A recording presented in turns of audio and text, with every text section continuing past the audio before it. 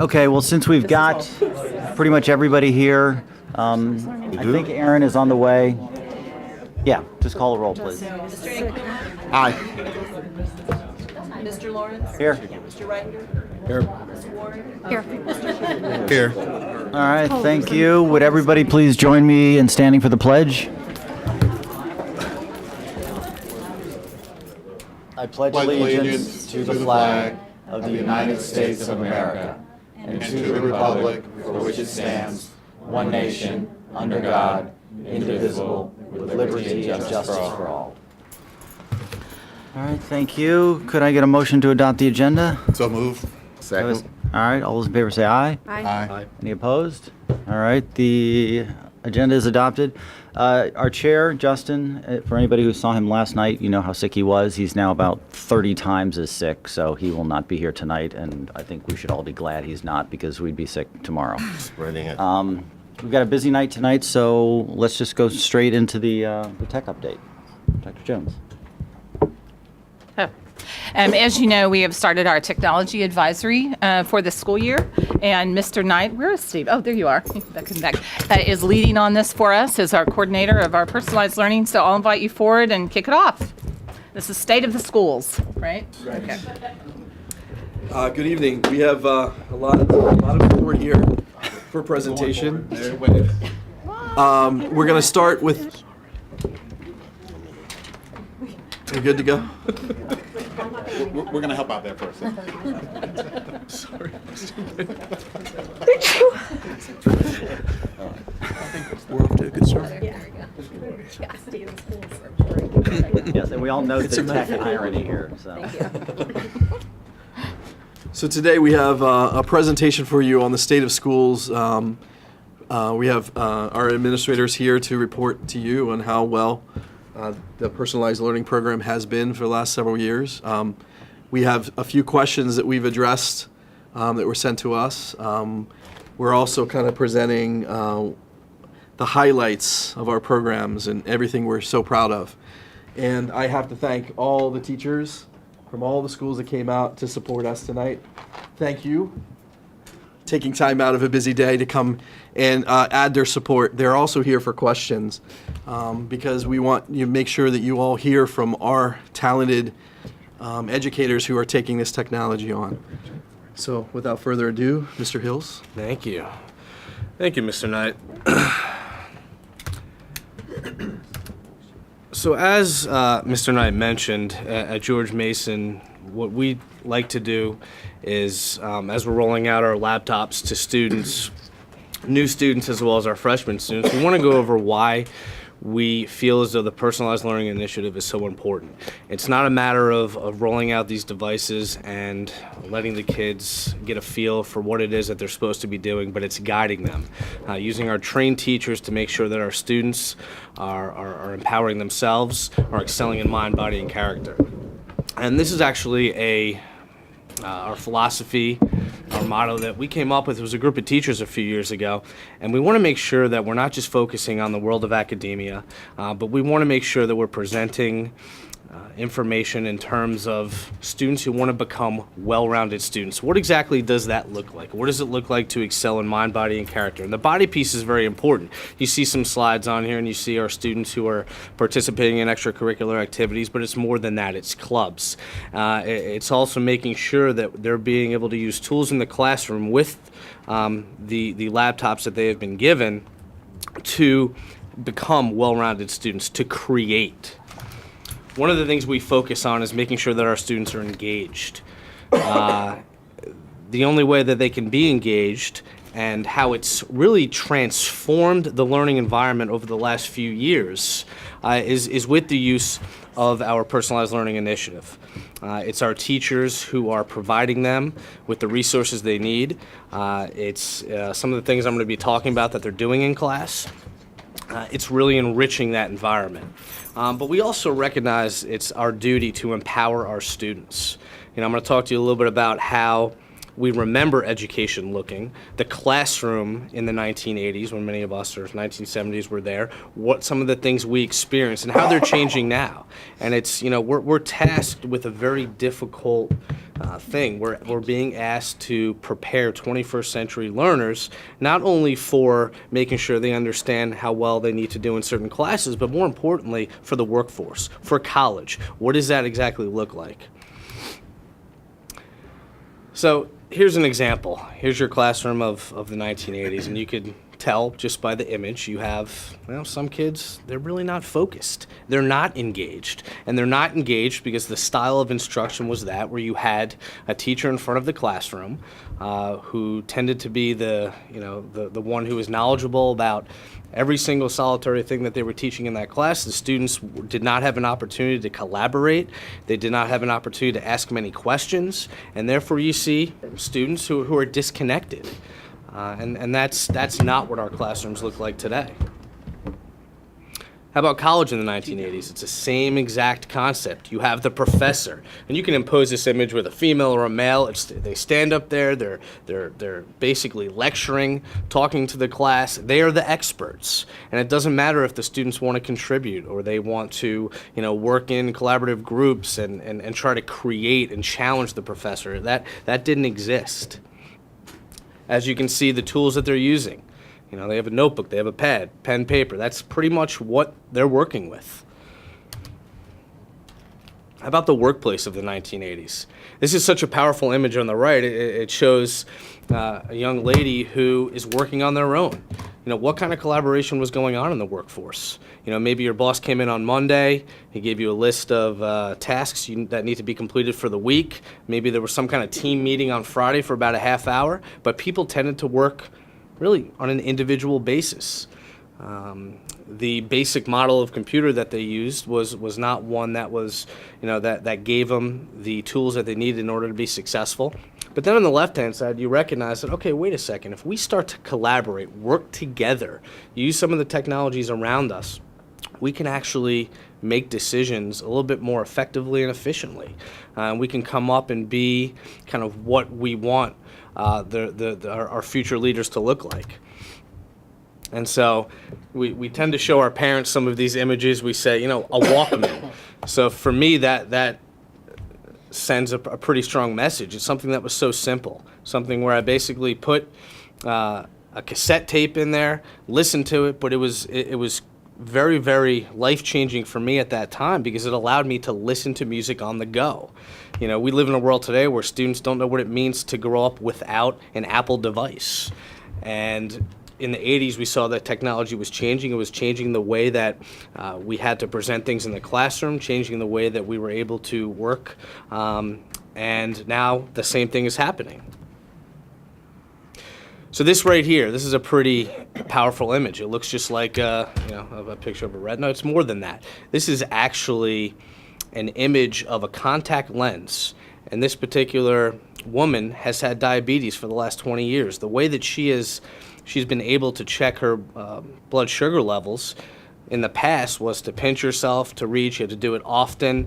Now this is actually a contact lens that she can see her particular readings throughout the day. This is exactly what we are preparing our students to create, to design. And we believe that our Macs, our laptops, they're allowing our students to do that. And so this is very powerful for us.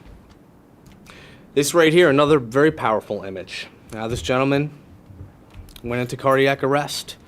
The ambulance response time was about 7 to 8 minutes. This is actually a defibrillator that was able to get to this particular gentleman in 90 seconds, a drone. This is exactly what we're trying to prepare our students for. We want them to recognize that the world's changing. There are technologies out there that are changing. We want to be able to have them prepared to create and design certain things like this. We talk to our parents a lot about, oh my goodness, Mr. Hills, you're giving my son or daughter a laptop, they're going to be gaming 24 hours a day, 7 days a week. And as we talk about the balance we create, and we'll talk a little bit more what that looks like, our teachers do an excellent job of making sure that our classes are designed in a way where they're not sitting down and using the laptops 100% of the time. There is a balance in class.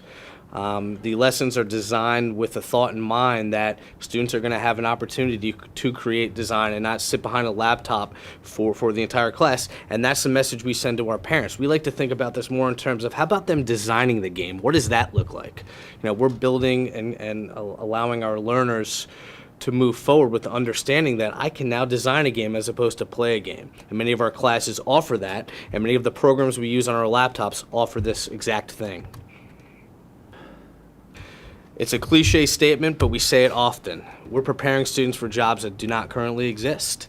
If you go on Monster right now, you take a look at all the job openings, cybersecurity, this. What was cybersecurity 5 years ago? How did that exist?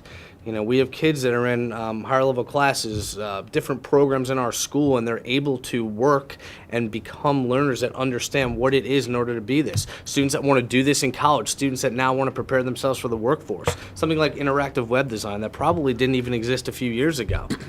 We talk to our parents and students all the time. They don't know a world without apps.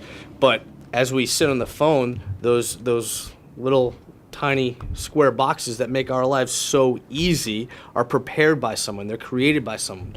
Those creators are making a lot of money, and we want our students to make a lot of money and have an opportunity. So we want to teach them at the level with the devices that we're using, because we believe that it will prepare them moving forward.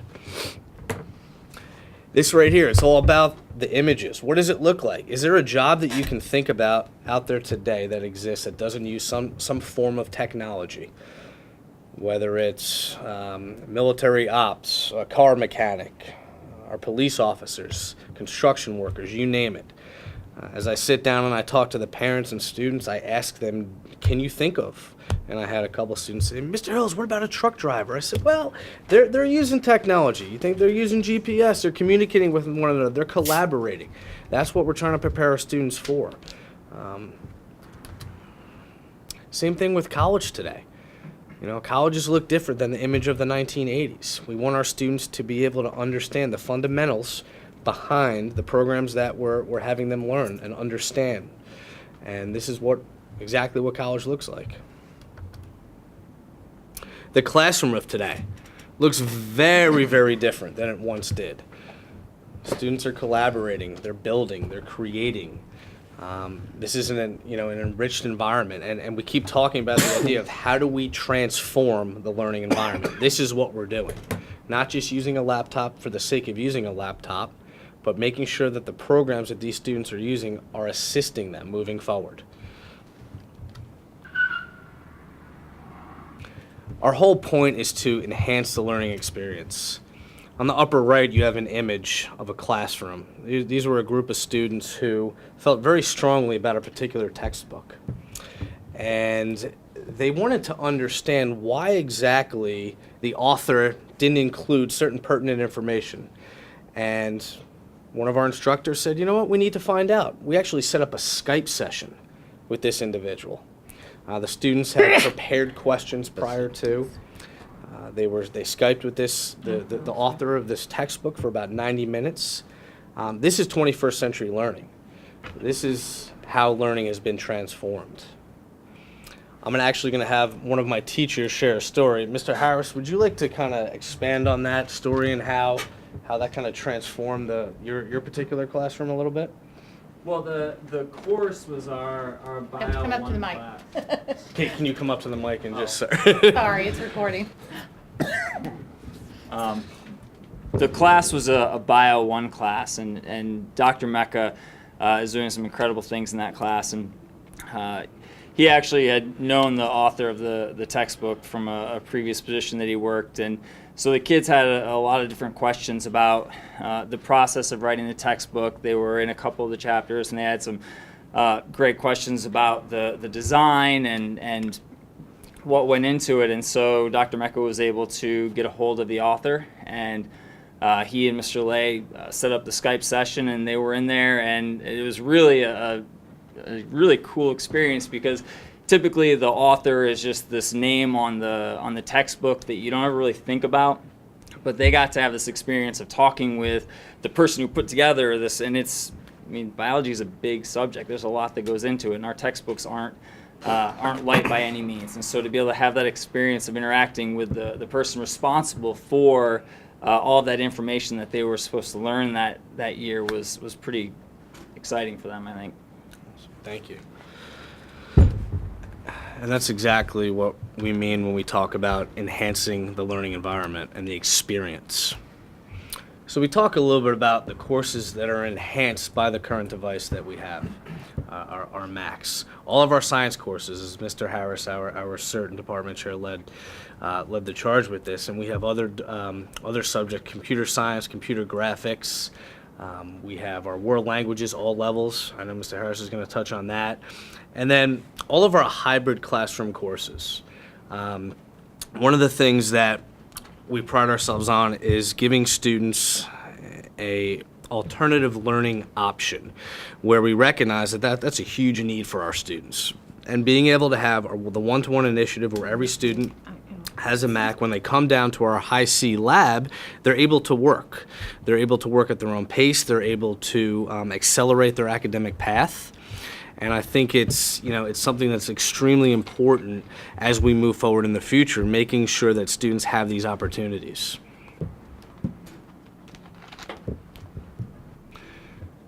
So here is the courses that are enhanced by the current device. So we have 792 of our students enrolled in science courses. As you just saw, these are definitely opportunities that students wouldn't have if we did not have these devices.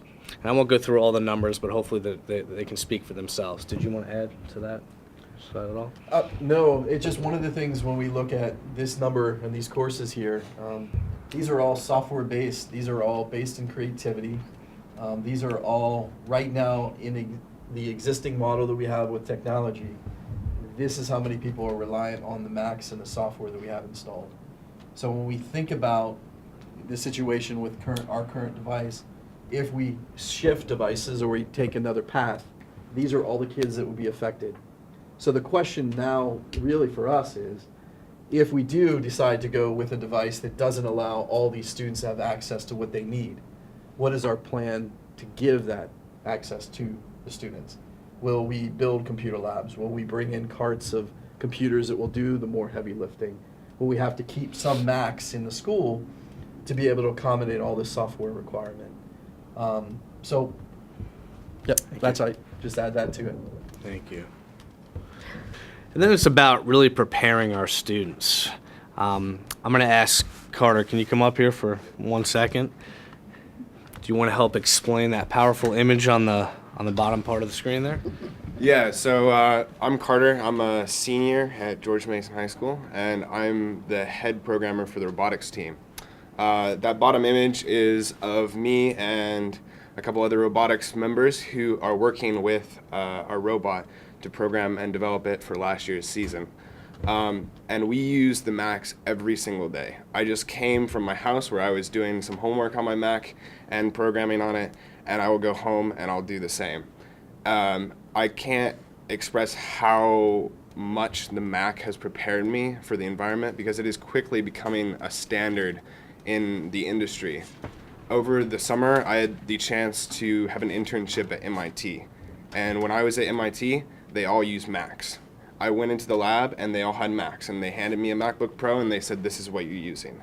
And the reason I was able to jump in and learn as much as I did in that environment was because I had the experience from George Mason High School and the experience from the robotics team and Cyber Patriots Club that prepared me for this type of environment. Thank you, sir. Thanks, Kurt. Appreciate it. All right. Sorry. We're going to skip over this.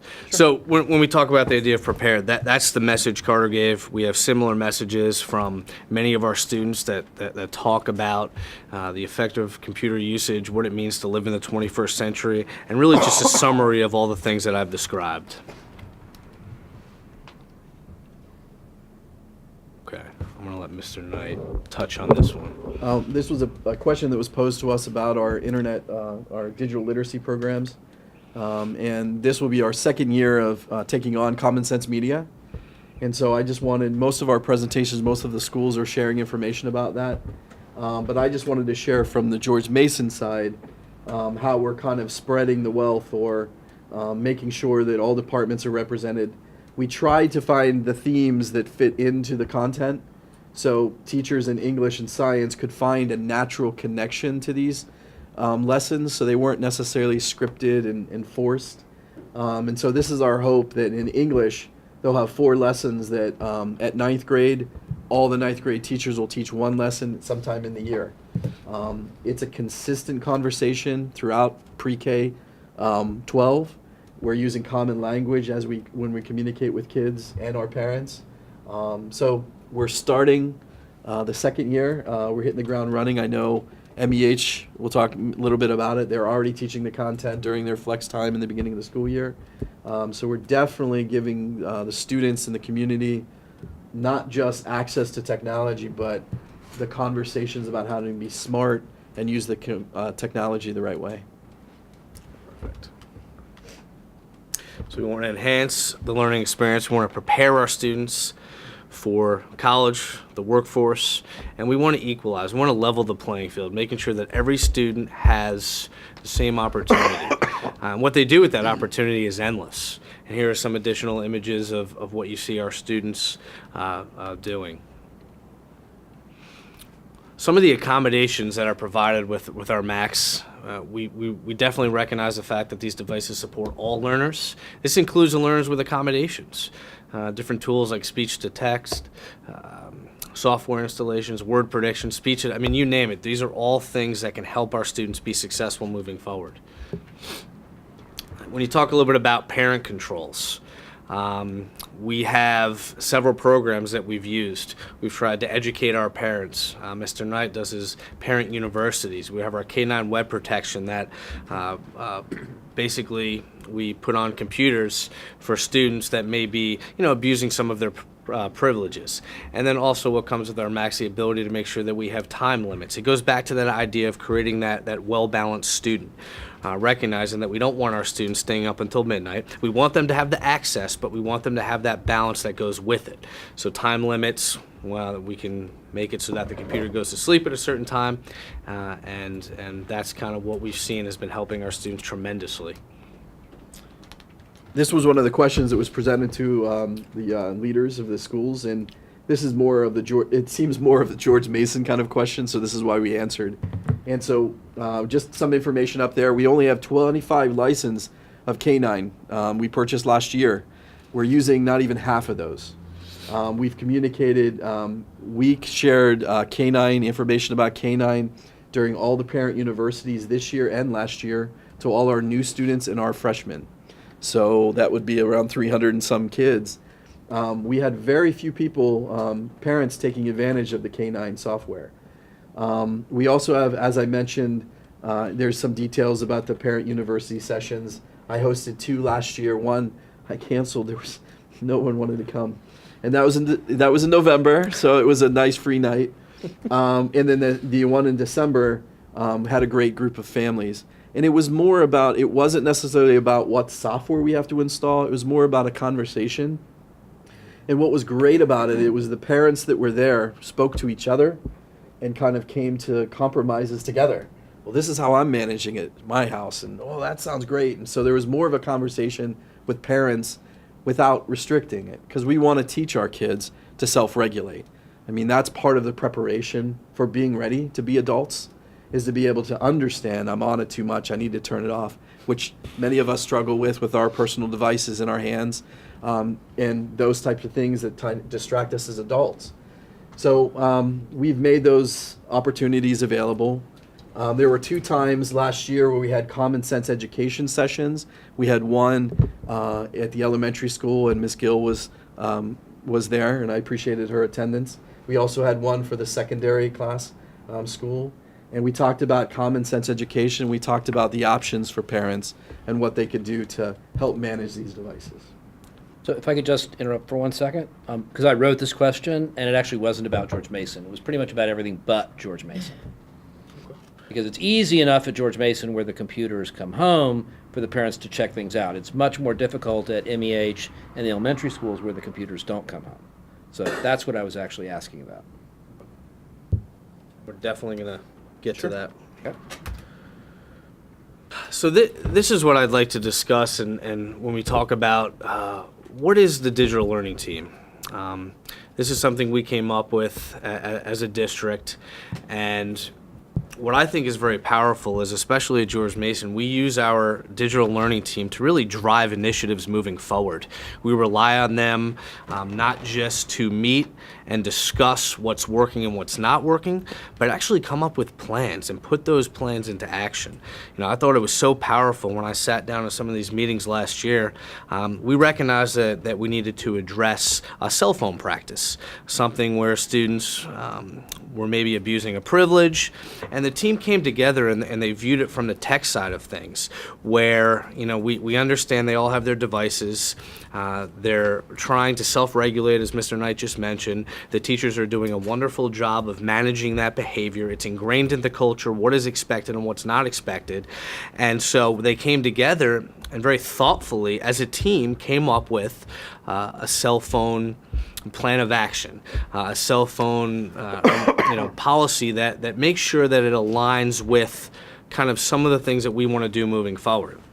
That's just a prime example, and I know Mr. Harris is going to touch on a couple other initiatives that his DLT has created, but that's what we use them for. There are leaders in our building, and I have several members that are here in the audience this evening who serve as leaders in different capacities in our building. When we do some of our tech trainings, when we are facilitating different sandbox activities by Mr. Knight, they're serving as those leaders, and they're bringing other leaders on. I mean, I know that when we started this initiative about 3 years ago, our DLT has grown, and it's grown because of the leadership of Mr. Knight, but also because it speaks to the wonderful teachers we have and all the things that they're doing in their classrooms. So very, very proud of that. But this just kind of talks about the Committee of Faculty and Administrators who provide recommendations to the school. And Ms. Weston was very influential in helping us put this together, but this is exactly what we mean when we talk about digital learning team. John, you want to wait? Sure. While we're on the topic, and since we're on our slide now, Yes. I'll speak a little about what we did at MEH regarding the digital learning team. So last year, I think many of you will remember, we had the community discussions 2 years ago, and then early last year with the community discussions about technology and the expectations and potential dangers and things like that. And after the first general meeting, we then broke into school-based meetings. And so from that discussion, we got the idea to actually include 2 parents on our digital learning team. And so last year, we had 2 parent representatives that attended every meeting. They participated as full members in the sense that they were fully aware of what the discussion was. They didn't just join us at the end or something like that.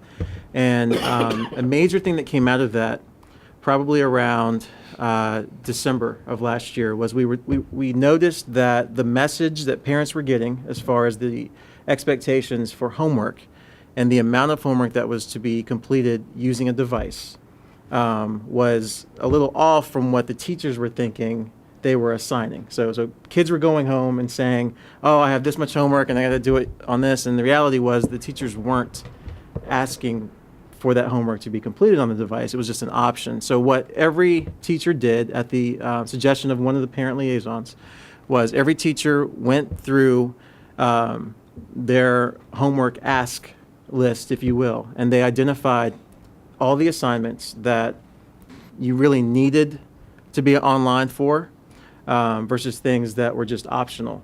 And the reality was very, very few assignments required any kind of internet access at all. Our teachers do an amazing job of providing multiple ways of accessing the materials.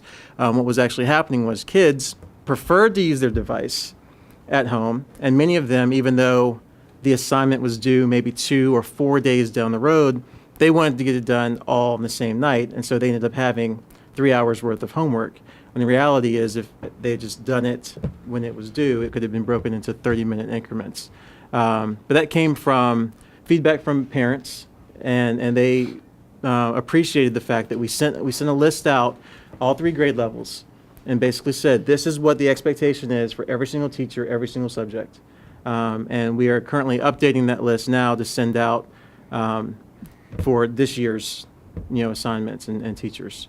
So that's something that came directly from the DLT. Our DLT at our school is very involved in all the decision-making process when it comes to what sites need to be accessible. We do have very stringent protocol as far as what we allow. We err on the side of caution. So there are some things that probably could be allowed that are blocked anyway. And what happens is if teachers feel like they need to access that site, they bring it to the DLT and we discuss it. And if that's something we need to unblock, we do that. So Actually, before we move on to Mary Ellen Henderson, are there any questions for the George Mason presenters or the teachers that are here? No, keep going. All right. You want to drive? sure. Just- I don't even need that mic. Mr. Knight, I just say, most of my questions are not school-specific. I have a number of them, but it doesn't make sense to me to interrupt the presentations before the other people speak, so I'll hold those till the end. Okay. So I'm actually not going to click on the links here. I'm just going to talk a little bit about what we feel is valuable as far as technology and the way that we use technology in our building. The first one. The first was great. You gotta do the first The one. first one? Yeah, it's great. Okay. My ugly mug is on there, though. So, so our motto is excite, engage, empower. And we really place an emphasis on project-based learning in our school. We believe that kids getting an opportunity to actually participate and be active learners rather than just sit, as in some of the pictures that Mr. Hill showed where they're just getting something that's regurgitated. We'd rather have them be a process of the learning. And so I'm going to preface this clip with, at MEH, we have a very unique structure when it comes to our electives. We call our encore classes. Every student either takes choir or band. They have to pick one. When I first got to MEH, I thought that's kind of harsh, because what if you can't play an instrument and you don't want to sing? Or what if you just don't want to perform? You're great in the shower, but you don't want to, do it in front of an audience. And so we created a music appreciation class. And in that class, students are not required to perform. They still they learn music concepts and things like that, but they focus more on music production and things of that arena. And for those who don't know, that's as lucrative, if not more so, than being an actual artist. So we have music appreciation that we offer at our school, and this was one of the projects. I'm just going to play the clip. Don't worry about the picture. Do we have sound? Do we have sound? Should be, yeah. I don't hear anything.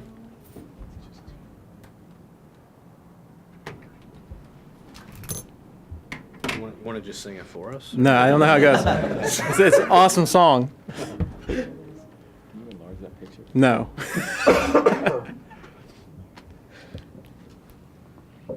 So the students use GarageBand, which... Isn't there sound? Oh, well, okay. You can click on it at home. It's just, Yeah. the first and second one I really like.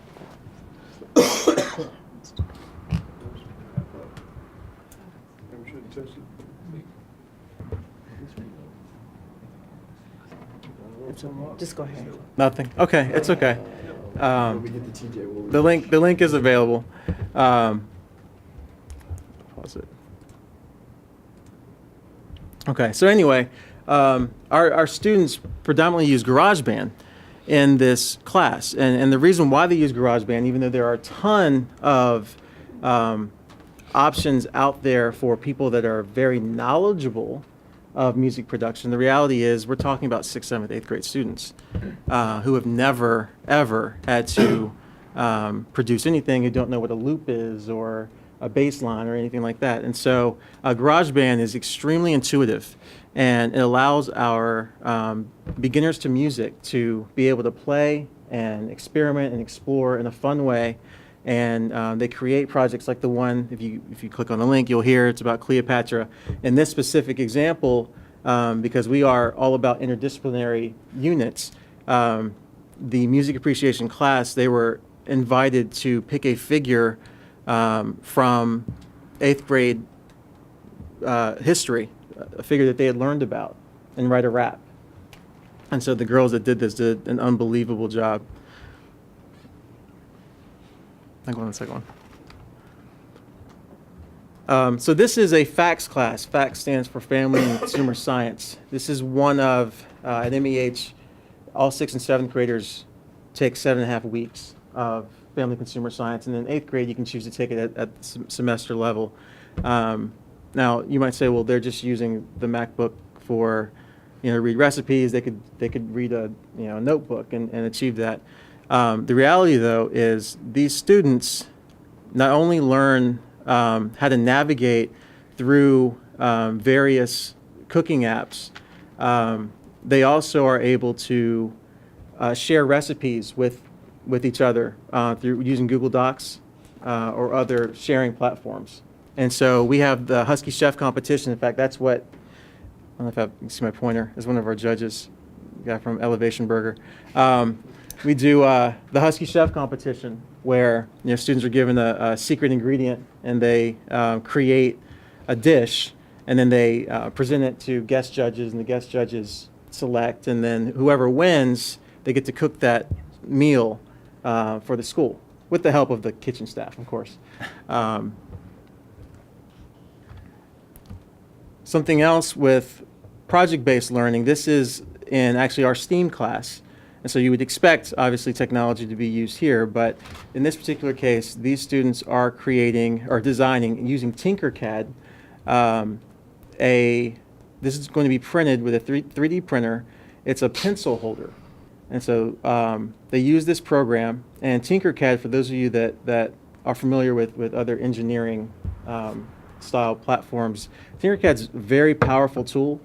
And all of our students get exposure to using that, and they get to play and design. And we have 3D printers, luckily, thanks to the Ed Foundation and some other entities that have helped. We have a number of 3D printers at MEH. And so all students are given the opportunity to download the software onto their devices. And once they download that software onto their device, they then can print as they need to their heart's content. That's one of the beauties of everyone having the same device, because we can have the same approach when it comes to teaching them how to use the 3D printer. The software itself that needs to be downloaded is something that can be pushed out to many computers all at once, because it's all the same platform. And so I'm not going to read every single bullet point. But you're more than welcome to. But we had about 5 guiding questions that we wanted to be able to answer. And so these are quotes from teachers, and I had many more, but I just picked ones that were kind of in queue because we had so many and they were all really good. But one thing that if you go to MEH, you talk to the teachers. These are the kinds of things you're going to hear from the teachers. How has teaching and learning changed at your school?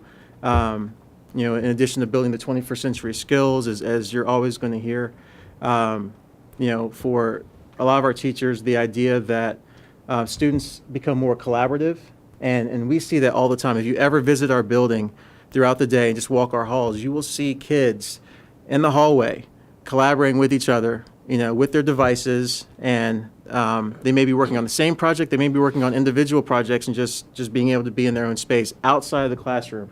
And that's really a focus of mine, is trying to get away from sitting in a desk and with the teacher up in front of you and just doing assignments that are oftentimes very mindless.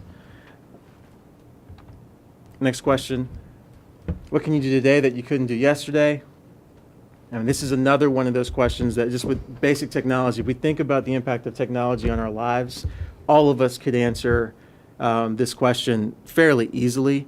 As far as our teachers, one that really, really stood out was really the epitome of what personalized learning is, and that's that middle one. Today, I can have all students working at their own pace with individual access to technology. Majority of our teachers, because we are on a block schedule and we have the flexibility to do this, majority of our teachers will, assign something, and then they'll let the kids kind of discover what they need to do to complete the assignment. I mean, that's really how true learning happens, and our teachers do an amazing job of allowing that to happen. And we're able to do that because we have reliable technology that the teacher knows what the students have, but also the students, have become very familiar with the devices that they have and are very comfortable with that.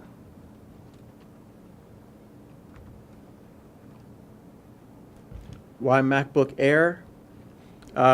This question in particular was asked of the staff mainly because we recognize that there are going to have to be decisions that are going to be made. We're not naive in that sense. I will say that while you can scour the internet for differences between different devices, and you can have experts stand up and talk about what actually happens as far as the technological side of it. The reality is, and I don't mean to be condescending or passive aggressive in any way, if you've never been a teacher who's had to jump through as many hoops as our teachers have to jump through and constantly be asked to do something new, multiple things every year, have something that you've spent so much time building capacity to be able to use well, and then to have it just kind of pushed off to the side, or someone tell you, well, this really isn't that important, is it? That it's not a good thing. It causes people to question not only the intent of the administration, but also the intent of those making the decision. And so I would just push that out there, that a lot of teachers who maybe didn't want to be a part of answering the questions, they feel really strongly about the path that we're on, and wanting to continue moving forward with that. How do we ensure balance? And this is huge. This is something that definitely came out of the discussion that we had as a community. This is something that came out within all the individual breakout sessions with technology. It's critical that we do have balance. We do not want people just shoving devices in front of kids and saying, use it. At the middle school, I can tell you, we have made a concerted effort to make sure that our staff are using devices as necessary. If you go in our halls, in our classrooms, you'll see a lot of times signs. Different teachers have different signs. And you say, laptops away, it's not time for them now, or you can clearly see when in their daily agenda when the laptops would be used. It's commonplace there. Some of the comments, or one of the comments up there, I almost always offer a way to do the assignment without the computer, just to be prepared for tech glitches. Plus, I encourage students to test out different ways to try different assignments to find what works for them. So you do see a variety of learning. It's not just kids with the open, device and mindless activity going on. When we use the devices, we're using it to engage our learners and to bring instruction at another level that is not possible just by ourselves. And device equity, I know that whenever you start talking about going in a different direction, the bring your own device model is something that is brought up. This is one of those things I could probably talk about for 3 hours or so, but I'm just going to leave it with, it's not something that teachers want. It's not something that is fair to our stakeholders, meaning our kids. And I can only speak for MEH when I say I wasn't here when all the decisions were made to obviously I've only been in division for 3 years. So I don't know the decision-making process, what research was done. What I can tell you, though, is in all my years of working with the school divisions that I have, and having had the opportunity to be with both dirt poor divisions and divisions actually much more well off than we are, BYOD does not work. No matter how much money you have or you think your constituents have, it doesn't translate to them having the exact same device or a device that is easily accessible for all. Also, too, to put that on the teachers, to get to know every single device that everybody has so that they can tailor their lessons to make sure that that's accessible, that's just not a good thing. So if that is an option, I would say that shouldn't be an option. That's all we have. I do want to close with, I love working here. I love the fact that we have, a school board that's willing to listen. I will say that when you have a high-performing division that we have, and you get to a point to where you have to make tough decisions, you need to think about the people that got you in the position that you're in, and that's the teachers. People come to this division, they want to send their kids here, not for the school board members, not for the principals, but for the classroom environment that they're going to enjoy. And I would encourage you, to listen to what they have to say. I know we're all here presenting, and we may have a couple of teachers that have joined us, but bottom line, if you're not listening to what they have to say, then you're doing them a disservice.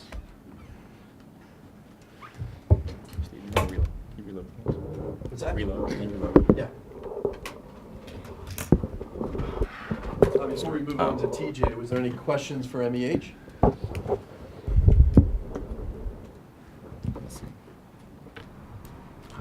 Show moving.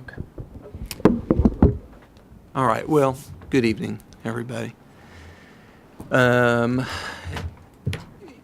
we think about this discussion, I am taken by the close of school. Every single day at dismissal time, it is fascinating to watch and listen to little kids walk by, and particularly on Fridays, because the common question is, buddy, what are you doing this weekend? And it's not uncommon to hear, I'm going to go play video games. I suspect that some parents are not wild about that answer.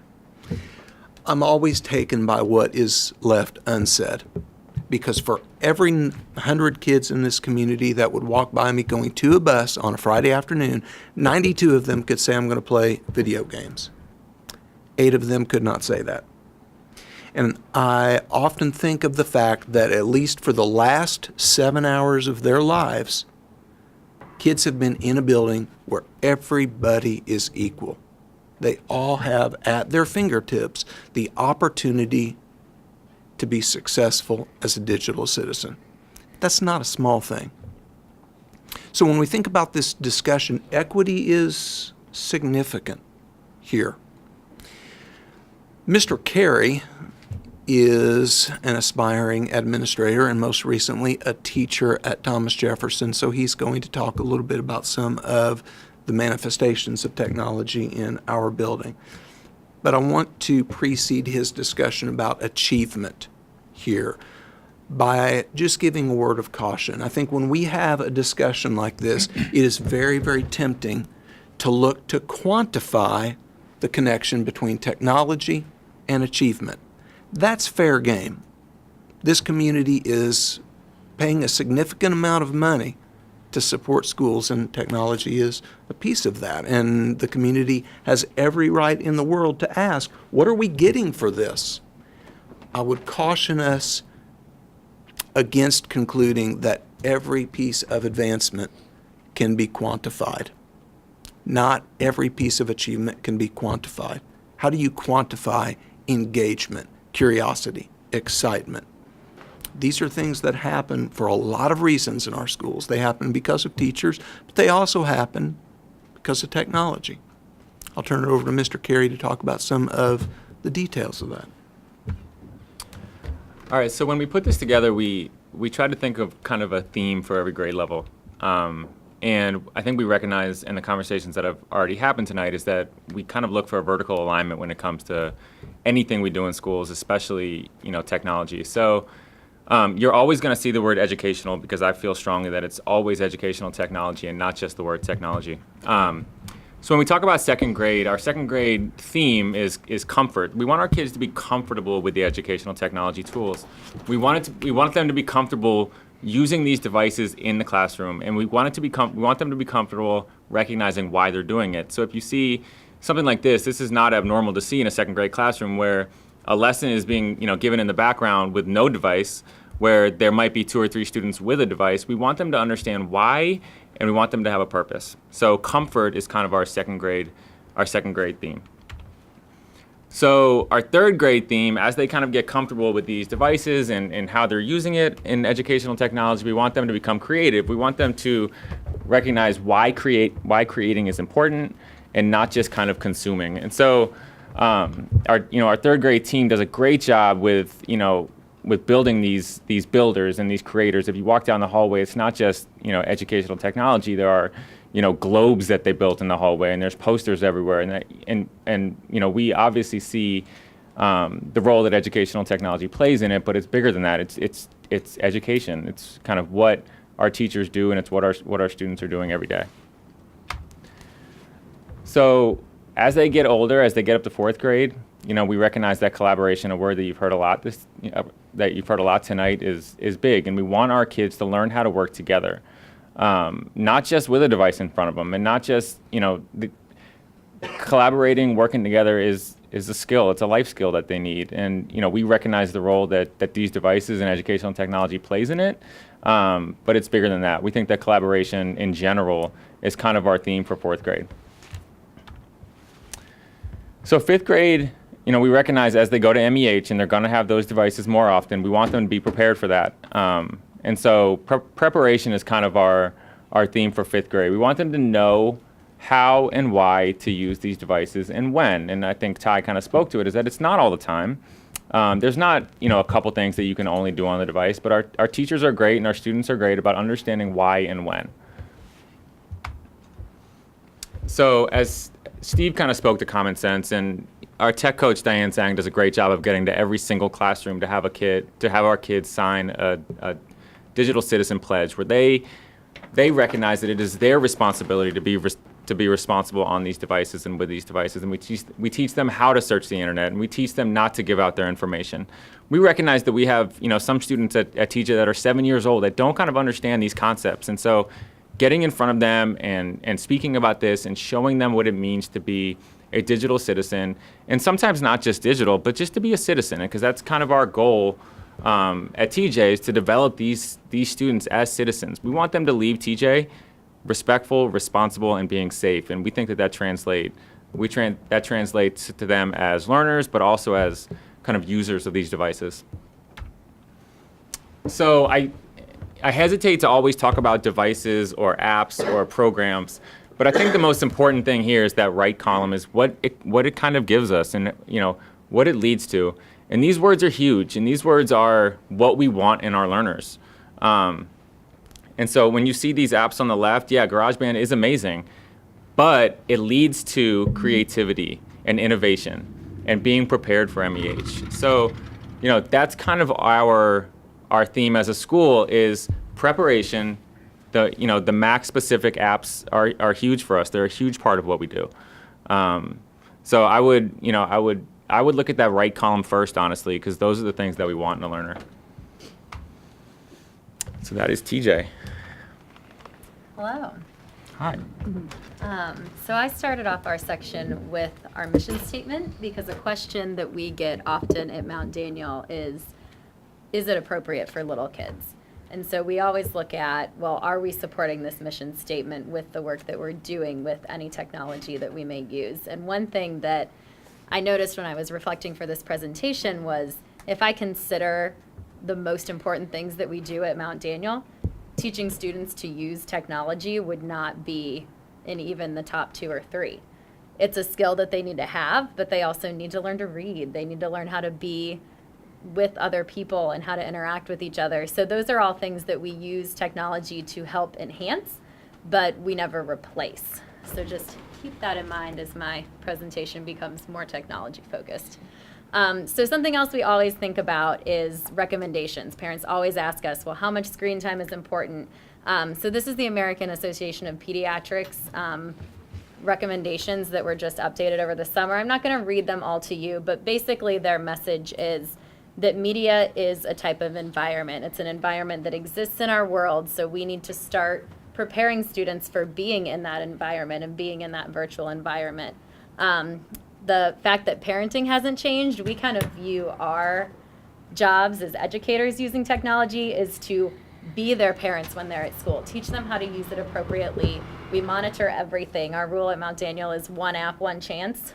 The kid is on the app that they're supposed to be on, or they don't get to use the device for that day. And the kids, the kids understand that rule, and a few of them have not abided by that rule, and then they learn pretty quickly that if I'm not where the teacher says I'm supposed to be, I'm not using it for the day. So we don't have like the firewall issues and the blacklist and the whitelist issues, because the kids are only going where our teachers are telling them to go. And quite honestly, they don't really know how to get to other places at our age, so that makes it easier for us. Role modeling for the teachers is critical. They need to be interacting with the kids and working with the kids and not just sitting behind their computer all day, just like we don't want the kids behind a device all day long. The content is crucial. Everything that we use technology to do, you'll see a little further into the presentation, enhances our curriculum. We're never throwing it in there just to use it. It's always something that's going to enhance our current instructional program. We do use Common Sense Media, and that was actually something that was recommended. So thank you, Steve, for finding that program for us a couple years ago. But we've seen an immense increase in the students' vocabulary when talking about technology, especially now that all of our first graders that were with us have had it. It's really interesting to hear them talk in the language that they've been taught with Common Sense Media and remembering it when they come back after a summer. And then these two things are very big ones that we make sure that we abide by, that playtime is important. We don't have devices out all day long. We currently have a 2-to-1 model, so there is one device for every 2 children in each classroom, so it's very rare that you come in and see a whole class of kids on devices. And we do set limits. A lot of our teachers use devices for center time, but a child can't choose the tech center every single day. So it's something that we teach them. Yes, it's something fun and you might want to do it every day, but you need to learn to do other things and appreciate other things as well. So those are all things that are important to us. Tech-free zones, we have a lot of times during our day when there's no technology. It doesn't leave the teacher's control, so lunchtime, recess, a lot of our specials, the students will not be seen on technology at all. And then if kids do make mistakes, we do teach them, but our one app, one chance rule has seemed to be pretty effective. So this is a screenshot of our Common Sense education, our first unit. So the first thing that we teach them is how to go places safely on the internet. And Mr. D is here. He does a great job of pushing into classrooms and teaching these lessons for our teachers right alongside our teachers so that everyone is learning the same language. But he actually takes the students on a virtual field trip and equates going places online to going places in an actual field trip. So both very real life applications for the kids and something that they can really understand at a young age. So we use technology to do a bunch of things.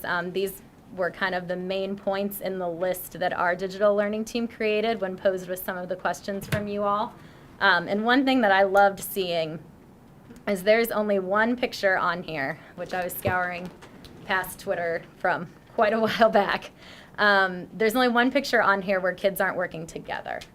So even though they all have devices, you see collaboration, you see that teamwork with a shared device. So they're learning both those skills and then the content skills that the kids are reviewing. So the top left picture, the kids are listening to a story and then seeing it being read to them on the screen. In the bottom, they are practicing some math facts collaboratively with each other. I believe it's math concentration, so they're also remembering where things were on the screen. In PE, they're learning their form before they go bowling, and they're reflecting on whether they have the proper form for that day. And then in the bottom right, they are working on some math facts together and helping quiz each other. And then it's hard to see on the top right, but those students are practicing handwriting. So they're tracing letters on the screen. It's just another way to reinforce letter formation in an engaging way for the students. We also use technology to explore. The kids are always learning about international things. We are a PYP school, and so technology has really opened the door for them to see things that they wouldn't be able to see otherwise. And it equalizes the playing field between our students who maybe have traveled a lot and are from the State Department and have been to other places, between them and kids that have only ever been in Falls Church and maybe have gone into DC, and maybe some that haven't. So it's something that is really able to kind of open doors for everybody and equalize. So our favorite one is our bottom middle pictures. Mr. Sikora is our flight attendant when the kindergartners fly to Mexico every year. So they take a little virtual flight, and then Mr. D on the right is showing them through Google Earth where Mexico is, and he'll zoom way in and really get them to see some of the places in Mexico that they're learning about. The top left screen is actually we hatch chicks in the spring. And so this is some pretty old school technology. It's just a camera and then a TV screen. But these students were actually able to watch this chick hatch because we timed it. It was timed right during the day that they were all in the classroom, and they were all able to see that just projected onto the screen. It was luck. It was lucky. I mean, we didn't tell the chick to hatch, but they all happened to be in there. And then the students in the very top picture, they are actually measuring their muscle contractions and what that shows up as on that device. So all different things that our kids are exposed to. The green screen is a big one that caught on a few years ago. Students can present. That little girl is presenting in front of the White House. We do Martin Luther King Jr. I Have a Dream speeches in front of the White House. So just ways for kids to be exposed to things that they wouldn't be exposed to before. Technology is great for kids being creative. We do a lot of coding. We do a lot of kids creating stories together and dictating into the iPad. A very popular one from last year was our banana piano. So that actually is teaching them circuits as well as music. We do have some music apps where they are able to create some compositions. And then even using some movement breaks from the smartboard is something when we get those stretches of lots of indoor recess, those are some nice tools for teachers to have to get the kids engaged again. And then accessibility is a big one. We do have one student this year that is learning to use a switch to communicate. He's a nonverbal student. We have another student who uses an iPad as her communication device to make choices and communicate her needs. It's also a great tool for the little kids because when we get our kindergartners coming into us, a ton of them have been in school before, their parents read with them. Some of them haven't. Some of them can't write down their ideas yet.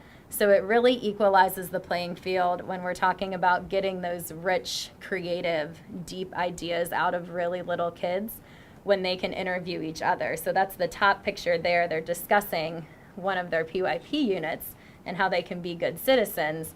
Whereas if we had asked them to write that down in the third week of school, we probably wouldn't have gotten very deep answers. But recording it, they can talk a lot. They can articulate what they're thinking, but they might just not be able to write it down. That's something that has been very helpful for our ESOL students.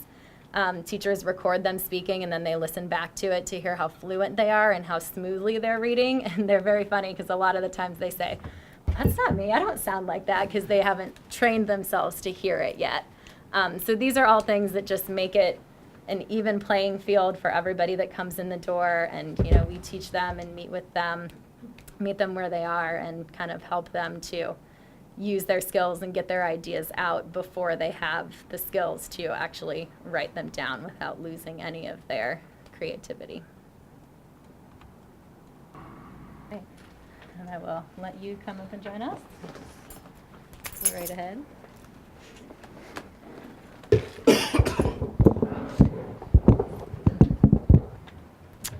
Okay, hi everyone. I'm Liz Germer, Director at Jesse Thackeray in Special Education, and I have with me Susan Swinson, not to be confused with Swanson, one of our preschool teachers who was nice enough to join me and kind of talk from the teacher's perspective, because I think sometimes when we're looking at the youngest students here in Falls Church City, it helps to hear from someone who's using it firsthand.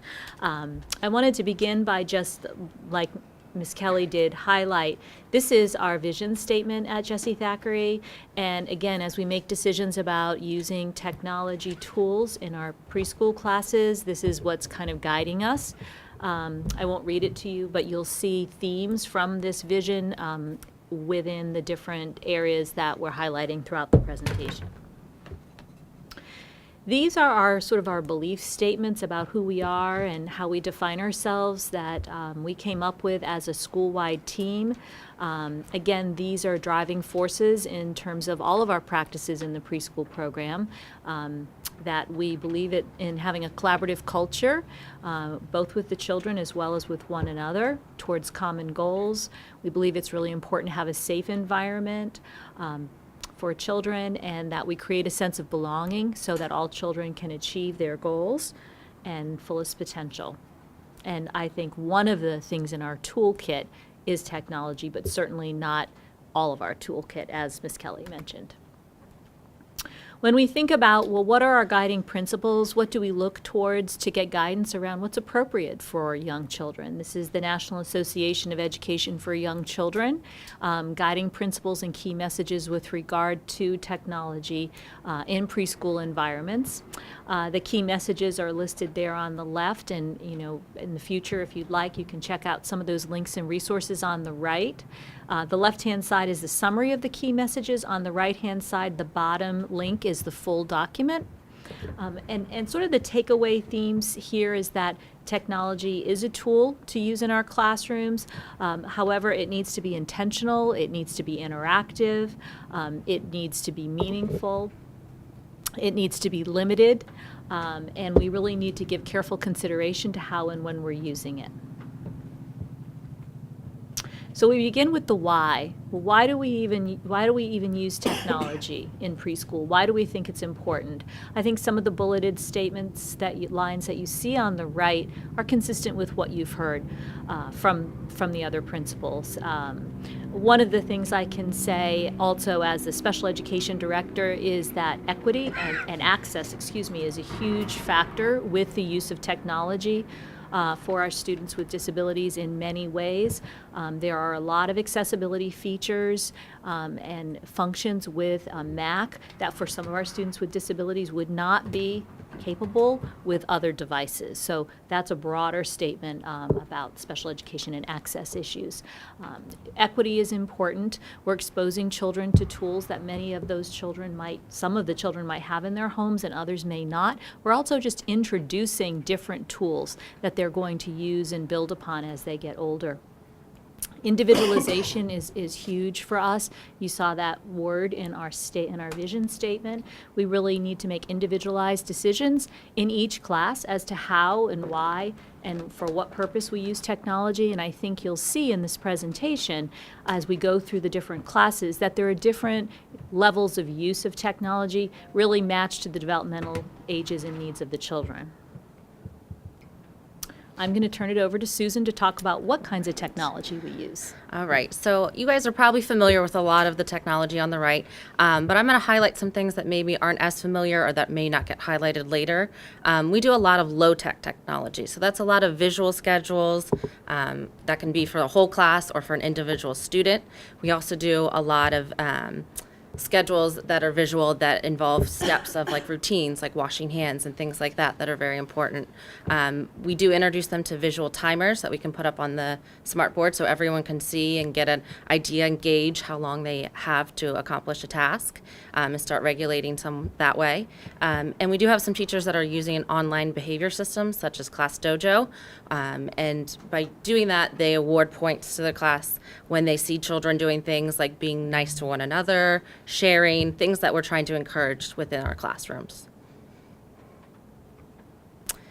So how? So we really use technology. It's an extension for the learning. In preschool, it's a lot of hands-on learning, and so this is just another way for them to explore lessons and ideas and concepts that have already been introduced to them. Young children are very curious about the world around them, and technology just provides another outlet for that curiosity. And it is, as Liz kind of mentioned, we do make sure that it is a limited thing and that it's a teacher-facilitated learning area, whether that means it's a whole group and the teacher's up with them, or if children are working on iPads in a small group, a teacher is always there to help facilitate that learning. So the first two classes are actually our youngest classes, our 2- and 3-year-olds. And so you'll notice that they don't use technology nearly as much. It's just not as developmentally appropriate. So the technology that they usually use is more of picture taking to document children's learning that they can then share with the families. And they also use those pictures to talk with the children about what they were doing. And they also use some technology to do some recordings of themselves to reflect on their own teaching practices within those rooms. And I'll just add that each of these is a quote from the teacher themselves. So those of you who know preschool, we have the frog room and the fish room. Those are our 2 youngest rooms. So those are quotes from Miss Nora and Miss Erin when asked, how do you use technology in your classrooms, since they couldn't be here tonight. All right, so the next one is mine, and I have the 3 going on 4-year-olds. So I'm just beginning to introduce the children to a little more technology. So we do a lot of free writing skills, and we use our whiteboard to continue those skills. It allows me to save those documents and use them in portfolios later to see where kids were on those dates. And then we also do a little bit of the pre-writing on the iPad as well. Again, a teacher is sitting there to help facilitate that. We use the iPads a little bit for math skills as well, such as sorting or more than, less than kind of concepts. And we really like the iPads for taking photos of things. So we were learning about circles. The kids went around in small groups and took pictures of circles throughout our building. Then we came back as a whole group and looked through the pictures, and children had the opportunity to share with their classmates what they found. So moving on up to Miss Cindy's class, the dog room. She has some rising kindergartners who are just barely rising kindergartners with summer birthdays, and then the oldest group of a few 3-year-olds. And you begin to see, as the classes get a little bit older, that the uses are a little bit different. It's not that they're necessarily using them more throughout the day, but the use is a little bit more transformative in terms of the tools that they're using. So when we get into activities in this classroom, we're with calendar and so forth, we're using Starfall. And the benefit of using the smart board for some of those calendar activities, and you'll see them in each of the classes as they get older, is number 1, in terms of access, all children can see it.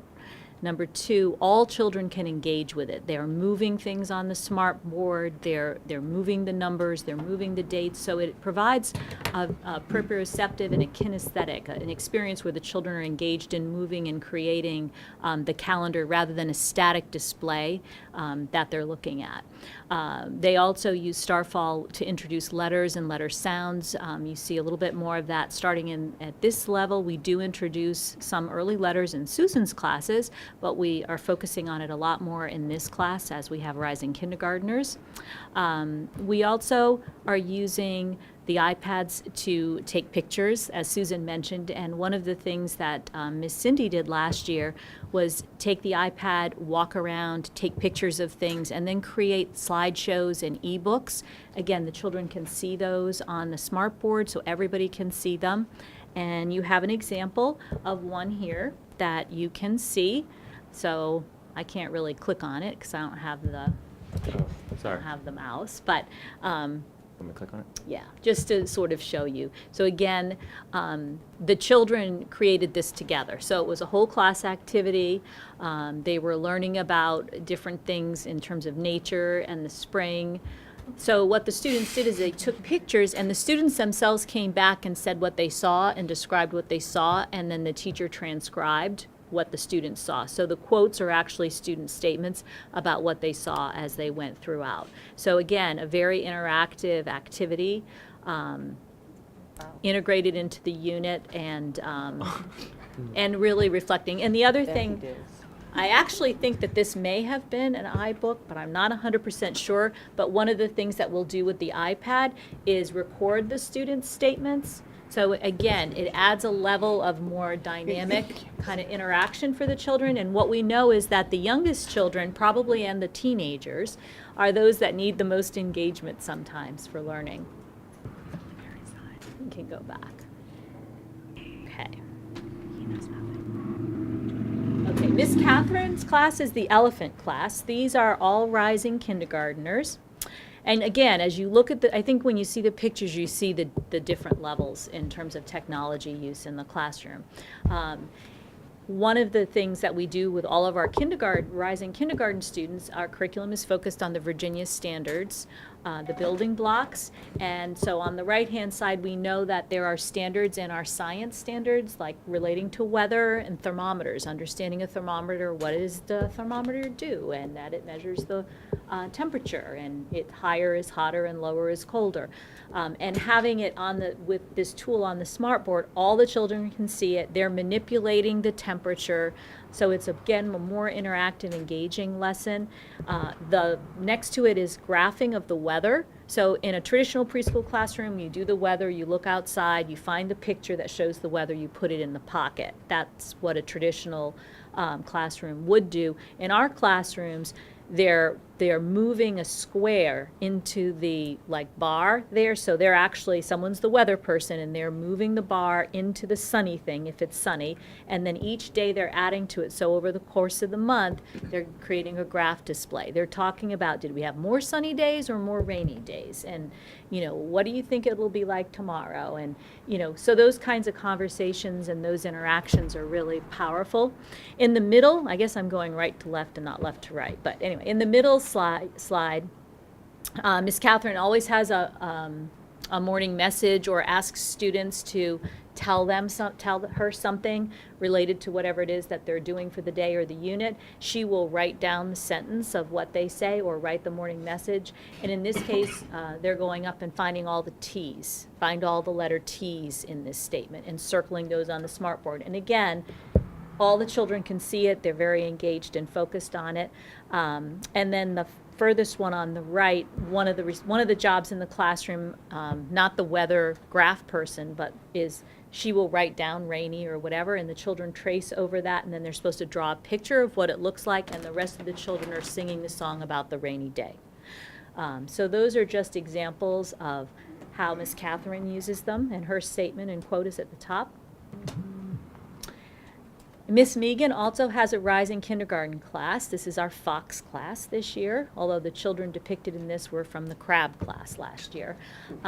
One of the big things we did last year in preschool was, and Steve Knight I have to thank for this, he did work with our teachers to help them learn a little bit about creating iBooks.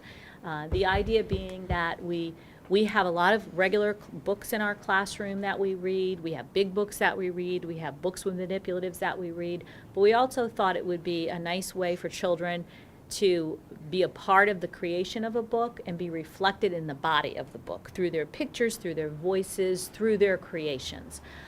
So Miss Megan did go ahead and create this really cool iBook, which I'll have to try to get the actual iBook link, because this is just the PDF of the iBook. So you don't get the effect because you don't hear the children's recordings. The children are actually telling you and answering the questions about recycling.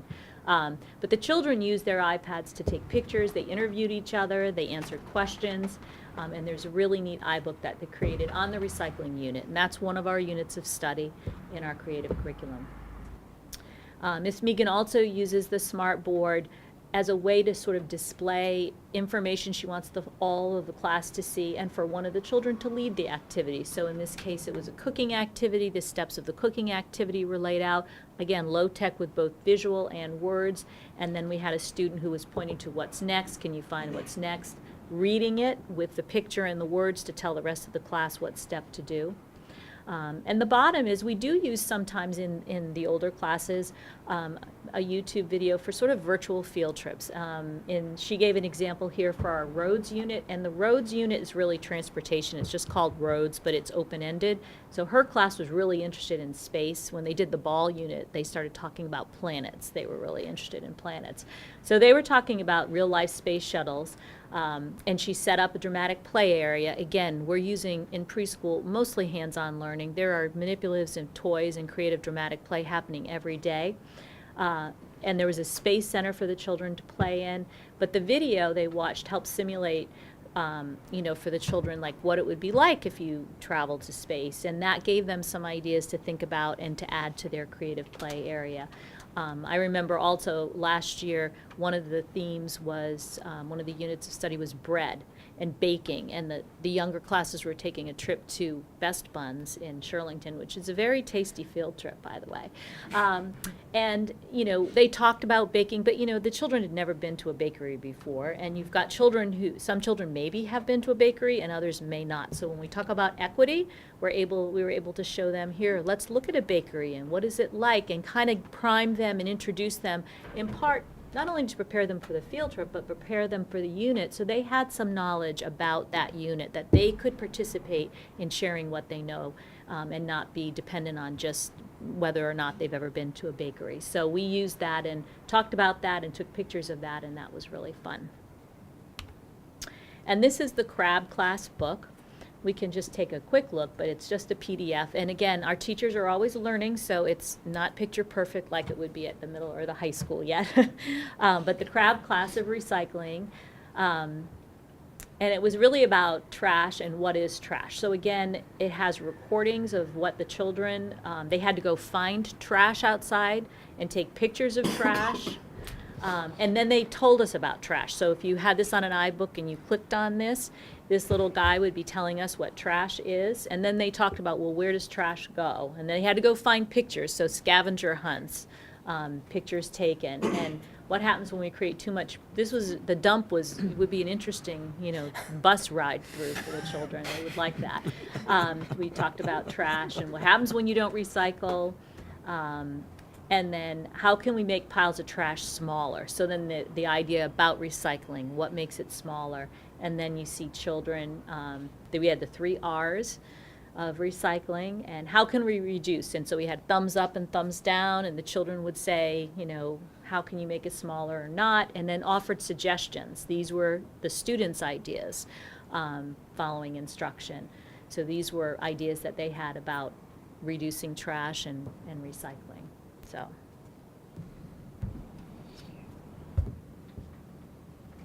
Now that's it for Jesse. Very good. Thank you, Susan. For the sake of time, do you want me to go through the next slides? We continue to move on? Or? Just try to go through quick. I Yep. think. Yeah. So.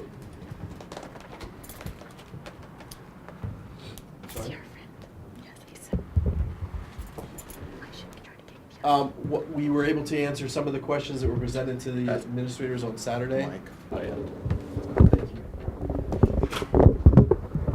Thank you. This was one of them, just about the DLTs. So another information about our digital learning teams. This is it is a faculty meeting, so there is not a parent requirement. It is a principal. It is up to the principals, and it's their discretion. But as there is a way that parents are encouraged to talk to the administrators or the teachers and bring their concerns. And as we explained, the digital learning team is a representative body.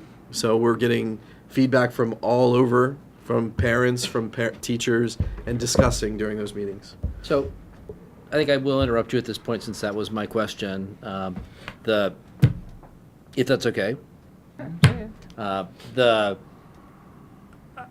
When the subject first came up last year, and I know Mr. Harris spoke about this, he did put several parents, as he discussed earlier, on the DLT. And from everything I've heard, it's been very effective. I understand why it's not required that parents be on the DLT, but Mr. Harris talked about the value that they added, and I think there is a reasonable amount of concern about how to get effective parent input into processes like managing screen time and those sorts of things. So I'm a little curious for the principals who don't have parents on their DLT, why they've chosen not to have parents on their DLT. Well, we have, we didn't, at the beginning of last year, we did not. When MEH did, then we started to invite parents. So our last DLT meeting last year, we did have parents come, and it was a great conversation. This year, we've only had 1 DLT meeting so far, so we have not had a parent come, but that's absolutely something that we're going to do. We're going to have parents on our DLT. Yeah, and we've invited people to attend ours as well. We haven't had the commitment from any one person to serve as a committee member, but if people do have questions or there's a topic that they want to hear about, we've had them attend in the past. if I could just ask a question for both of you. Are you seeking a parent member or members, or just inviting parents to come to the meeting? Well, I think that's the hard part. We don't really know, without throwing it out to every single parent, how to kind of do that. So I think that's our, one of our goals is to maybe work with the PTA on how can we maybe get the word out and have, maybe a representative, a DLT representative. We're not really sure how to do that part. I know last year we reached out to a parent that did have concerns, that kind of came to us with concerns and had some questions. We were like, please come. We're going to meet next Thursday. Please come to kind of voice those concerns. And that was effective. And that kind of goes back to what Steve says, when they do come to us, we're like, please, let's have this conversation. So I think to have, a specific person on it, we're not really sure how to do that part yet. And I think, reaching out to the PTA, reaching out to that parent that was on it last year, that did come last year, we can kind of work out that part. I might just offer for your considerations, of course, it's completely up to you. Yeah. There is a group of parents that banded together that have concerns specifically about technology, and I believe they picked a sort of a lead representative for each school. So you might go to either that group or to the parent who is the representative, And I think because that they've already parent expressed an was interest. the one that came to our meeting. So, we're happy to have her Or the- continue, and I can reach out to her as well. Okay. Yeah. And there probably are times when you do want to meet just with your staff Absolutely, to yeah. problem solve things that are school Yeah. things that you need to problem solve. So there may be a combination. of Right, and when a lot you of have times to- the agenda does lend itself to having a parent there, and that's when, that's always kind of our option, but. And I think at the high school level, that's a great point. I mean, we've decided not to have a parent on our committee. We believe there are other outlets and ways for parents to voice some of their concerns, and so we've decided not to do that. Whether it's reaching out to the administrators, the teachers, having the teachers bring that feedback into the meetings, that's the route we've decided to take at the high school level. Right. So one of the questions that came up was just how do we ensure that kids aren't spending too much time in front of computers, and this was kind of the answer we came up with. We're promoting balanced use everywhere, and we're trusting in our teachers to be professionals and making those best decisions. As you heard from all our administrators, we're using technology to enhance instruction, and so if you take out that tool, it's all about instruction. And so when in any situation, teachers aren't using technology all the time. And so it's a very balanced use. We do want to make sure that we continue to survey students and teachers about how they feel about it, if they feel like it's too much use. We've surveyed George Mason students, and we're going to share that information at the tech advisories for the next 2 months. Bless you. The next 2 months. There'll be plenty of data shared with the parents that are coming to discuss. So we've reached out to our George Mason students to talk about that. But I don't think you've seen or heard any example of a student that's in front of technology for the entire time or the entire day. And I might just add too, I think it's just, as you look back over time, as an administrator, if I go back 20 years ago, I used to be more concerned about a teacher who just has a stack of worksheets and kids never moved and that's all they did and they were handed a packet. I think it's a different tool today, and I think our administrators, that's one of the reasons we've made a commitment to make sure they're staffed to be able to be out in classrooms so that they are there to support their teachers and know what's going on in the building. And that's a shift for principals in the last really decade, 15 years. Well, I think another consideration, too, that may alleviate some concern is that as administrators, we are in classrooms every day. We are going to almost every classroom every week. I was in about 15 classrooms today. Granted, it was just a quick one, probably 3-4 minutes. I saw technology used in maybe 4 or 5 of those. So this may be a bit of a broken record, but since it's again my question, I'll kind of follow up and say what I'm thinking about. Partly, this is more a question of, is there a process, not so much that any one teacher in any particular class is overusing technology, but if a student goes in a day and it happens that each of the teachers is using technology the whole class period they've got, then like a middle school boy could go through and be on a computer all day, except for recess or band or PE or whatever, and that's not necessarily the best thing. And that's something that's outside the expertise of any particular teacher, and I don't think it's possible for an administrator to monitor that sort of thing on a day-by-day basis, if you will. So I don't know if there's a process for that. The other thing is, so all of you talked about the importance of balance, and that's absolutely right. I'm not a Luddite. I work in technology. You mentioned the cybersecurity careers that didn't exist 5 years ago. I've had one for 20 years. So I understand this stuff relatively well. And it is something I think that is easily overused. I don't think surveying students is going to give you particularly, it's important data to have, but it's not the only piece of data you need, because most students I know nowadays never say, I'm getting too much technology. They've got a bias for more technology. I think when the personalized learning initiative started, that there was a forced use of technology. At least I experienced it in what my kids saw in their first year at MEH when the computers were first rolled out. And I saw some uses in classrooms that just didn't make a whole lot of sense. And there was I believe, was it a 50% rule for the use of computers in class? That was, I understood from Mr. Byrd when he spoke about this issue last time, quickly withdrawn, but I'm not sure that came back. So what I'm a little worried about is that are we setting up the right structures for teachers? Because I trust the teachers very much to make the right decisions about how to use technology.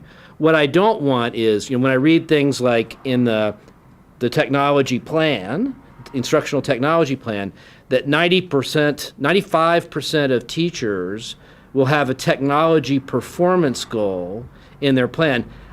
That, I gotta say, makes me a little nervous. It makes me think there are incentives built in that suggest, if you're gonna err on the side of overuse of technology.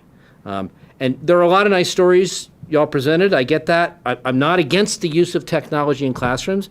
I just want to make sure that we're actually giving our educational professionals the set of incentives and the freedom they need to decide how to use technology in the best way. And that's where my questions come from.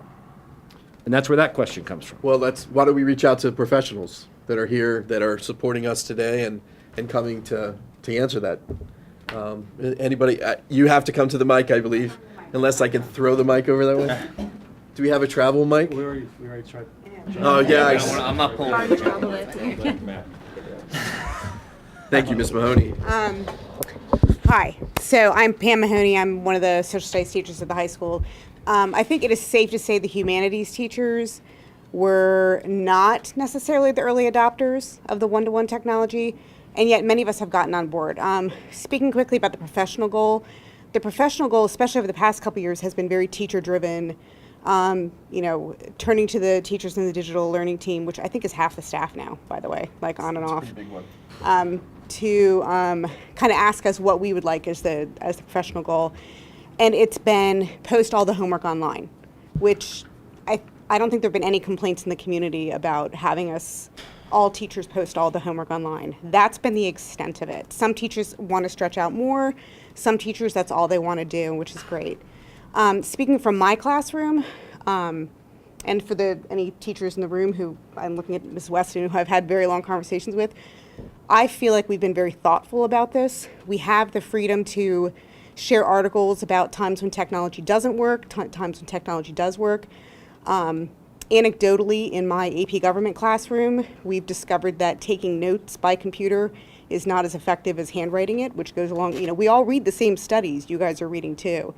So we've moved in AP government away from letting kids take notes on the computer unless there is a documented need to do that. We still use technology all the time. I'm hoping to get home by 9 because I've set up a private chat room for my students to watch the debate where we can all talk together. But as far as they have to write their homework in writing. They have to make flashcards. I mean, we've gone back to some more kind of old-fashioned ways while also doing some really cool stuff. I mean, 5 years ago, I couldn't have had a conversation with the kids during the presidential debate last week unless they were in my living room, which wasn't going to happen. But we had a very lively debate that was private to us. And we talked about, norms of practicing online and what you can say and what you shouldn't say and things like that. So it is a constant kind of balance act of like, okay, what worked last year, and then, hey, what worked in your classroom versus what didn't work in my classroom. So I feel like we're being very thoughtful about it. So I don't know if that answers your question at all.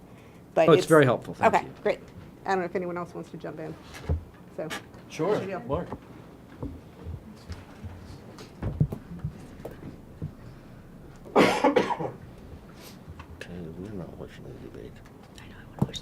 Hi, I'm Mark Deal. I teach personal finance and economics at the high school. And I just have 3 quick things that I'd like to say to this because I think it addresses it really well. First of all, I came on board here to teach personal finance and economics. And I was told this is an online course and we've got it and it's great. And I thought, great, we're going to use technology for technology's sake. We're going to check a box and be done. And I've rarely been as wrong in my life. That course has, and the use of technology in that course and the use of personal devices by the students has really allowed it to be something much more here than it is other places. I happen in my personal life to teach Sunday school, and I teach high school students who go to school in Fairfax County. 5 different high schools represented among those students. They all hate the course that I teach because basically all they have done is replace a textbook with an online module with a checklist. And that's not what we do. And I'll come back to that in a second. I happen to be filling in right now teaching French. I haven't taught French in 10 years. It's a completely different classroom because of the use of the My Device. What used to take a teacher 40 minutes for everybody pair up and you have a mock conversation now takes 3. Because they can all have their 3-minute conversation and submit it electronically. I don't have to take that time where everybody else is waiting while I go from pair to pair to pair to pair to assess. We are able to use an academic article published in a French journal on a political situation in Cameroon, an authentic article, and have discussions based on that could never have happened before. And then finally, I'll just bring it back to one of the big questions that I'm always asked in an observation or in a performance appraisal is, how are you differentiating? And what I find every year in my teaching is that I differentiate less and less because my students are doing that for themselves and for me. They're getting the differentiation. I can give them, for example, with the final project, which is the main assessment for the 2nd semester of my course, I give them the goals and the objectives, and however they achieve that is however they achieve that. And it really levels the playing field for a lot of my students. I can't overstate how pleasantly surprised I've been at the impact that technology has made in my teaching and for our students. And to go back to what Pam said, if teachers are approaching it right, and by right I mean in a thoughtful way, then it really is a win-win. And I don't think any of us have just replaced a textbook with an online article. I really think it's made a difference.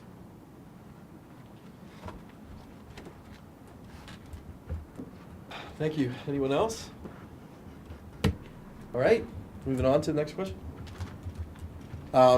This was a question that was mentioned, and I just want to, briefly say that we are in our we finished our first year. We're in our 2nd year of Common Sense Media, and so we're pushing forward, having a measurable effect. This is a shift of culture. When we work with our kids, when we see our kids communicating online, making decisions in a digital world, we're going to see time over. We're going to see change over time.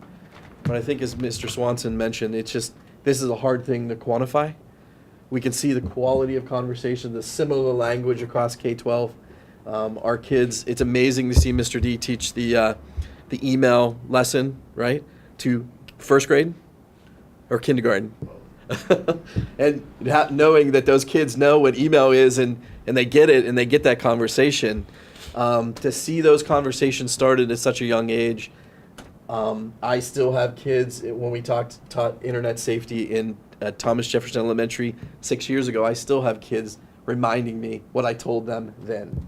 So common sense is only making that stronger because we're all using that same curriculum that you all have access to, parents have access to, tons of parent resources. And we are, it's going to be a hard thing to measure unless we really start to look at our culture shifting and changing. I think the data we saw, the climate survey, was pretty, there was a lot of kids that talked about social media. So we hope to see that if we do that survey again, those numbers improve because we're having these conversations. Teachers are talking about this with their kids and using this awesome curriculum. So, just to follow up, I agree with Mr. Swanson very much. You can't measure everything. I think Mr. Harris said the same thing. And you shouldn't try to measure every educational outcome. But there are some things here you can measure. For example, you could count the number of incidents of misuse of computers by kids. So I know they do that at MEH. So some transparency about saying, we had this many incidents last year without any sort of further detail or personally identifiable information, and showing it goes down with Common Sense Media would say that it is working. And I bet those numbers exist. And so I was actually going to share, before you followed up, we do indeed track computer misuse and minor infractions and major infractions. And we do have data to support that. From my first year as assistant principal to the first year that we implemented Common Sense Media, which was last year, we did have a sharp decrease in the number of computer violations. And you may have seen the post that I put in the Husky Herald recently about some computer issues taking place off campus. And quite honestly, the fact that I felt comfortable enough to share with parents something that I'm just seeing that's happening off campus, but it's still happening with our kids, is a tribute to the effectiveness of this program and understanding that, one, if you have the conversation with kids, they're going to get it. If you say to a kid, look, you really need to understand the importance of not posting PII, personally identifiable information, on these sites. The fact that the school does care about what you're doing, even when it's outside of school, and they're really paying attention to it. I think, if I didn't feel comfortable that message was going to be received in a manner that's going to help our students grow, I wouldn't have even bothered saying it. But the reality is that's where we're at. We are in this together when it comes to making sure that our kids are safe. And quite honestly, as the building administrator, if I can't be honest with parents about something that we see is going on, but quite honestly that you should be controlling at home because it's happening at home, then where are we at? And so we do have data to support that Common Sense, specifically Common Sense Media, has helped our students. And I didn't mention, and we have, I don't know if she's still here, our tech integration specialist, our new tech integration specialist, Mrs. Slifer Kelly, did talk to every single student. Before we hand out computers, they go through a presentation, and we talk about expectations, rules, what to do, what not to do, from carrying the MacBook, the lid closed, not sitting on top of your locker where you could balance and fall. We covered everything, and not one child in our building took possession of a MacBook until they had viewed or been a participant in that presentation and then signed the acceptable use agreement. Not one kid. And so, we do cover that with the kids, and it's not just a one-time shot. Every month, we have reminders either through some sort of module, through some sort of activity. Our teachers do an amazing job on an ongoing basis of reminding kids that's not what you're supposed to do. This is what we're supposed to do. But our data does support with our discipline referrals. We track everything at our school. And so we do have the data to support that this is working. Okay, well, today was our kickoff to our next very busy months. We're launching the Text Advisory Committees, and we have 25 parents who have already stepped up to be part of this. We have, I believe it's going to be advertised one more time in the morning announcements, and then it'll be cut off on Friday. We plan on meeting twice a month for the next month with the parents, and we hope to, for those of you that were involved in the STEM committees last year, we hope to follow it as very close to the same format, where everybody's in STEAM. Did I say STEM? Sorry. It's all right. It's Arts okay. represented. Sorry. STEAM, all parents were asked to come. There were conversations at different levels. So if you have filled out the application to come, you chose a group to have the discussions. And so we're going to move forward and lead. We asked the parents to give us some questions that we want to be prepared for. Wonderful questions. Many of them were the same questions that the school board submitted to us on Saturday. And so we're going to make sure that every single question is addressed. Every single question that was submitted on Saturday will be addressed. It's just not addressed yet. Some schools, we haven't had time to all put the answers there. But you're going to hear more and more from us on these dates. Our hope is that by November 19th, we're going to be able to. 17th, because the 19th is a Saturday. 17th, I messed up. That's okay. 17th. I just checked and I'm like, Saturday? Is 17th or 16th? It's a Wednesday. It's a Wednesday, so it's the 16th. All right, 16th. We hope to bring a report, feedback from all the parents, all the students, to give you more recommendations to the school board, give a report on how that happened. And so we're going to try to address as many questions as we can there. If the parents sign up to be part of the primary conversation, they're going to sit at a table with the primary administrators and the primary teachers, and we're going to have those conversations. If you're going to sign up for the high school one, going to chat with us and Carter, who is still here, thank you, and a couple other students that are going to be there, so we can really have conversations about how technology is being used in our schools and how we're going to move forward. So I'm if I could, I'm not going to go through the list. I know the least list of 18 questions was mine. I know we don't have time tonight to go through all of them, and some of them are not answerable. Let me just call out one thing in particular that I'd be very interested in the advisory committee doing as they go through again.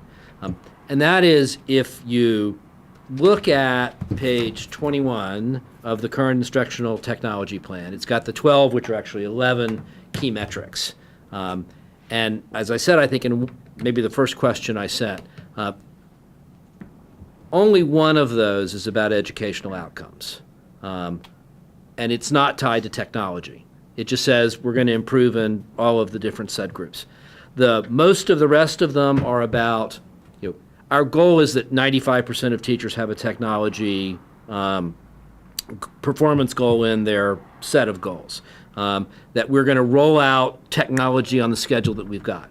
So it reads like an action plan for deploying technology regardless of whether or not it's aiding educational outcomes.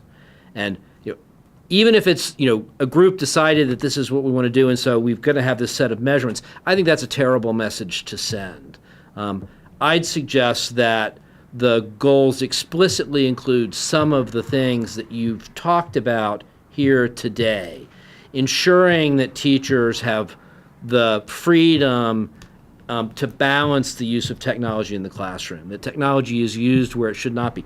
And some of that granularity, some of that textual stuff is in the plan, but the thing that gets looked at the most is, I think, what are the key performance metrics. And I would actually have give some thought to a balanced set of goals that says what we measure ourselves by and what our goals are reflect the values that you've talked about here today. Because I think that would be a much better message to the community, and it would give me a lot more confidence that the teachers and all the administrators were getting the message that you are providing. Thank you. thank you. All right, thank you. First, Ms. Mahoney, you have someplace much more important to be than here, so feel free to run.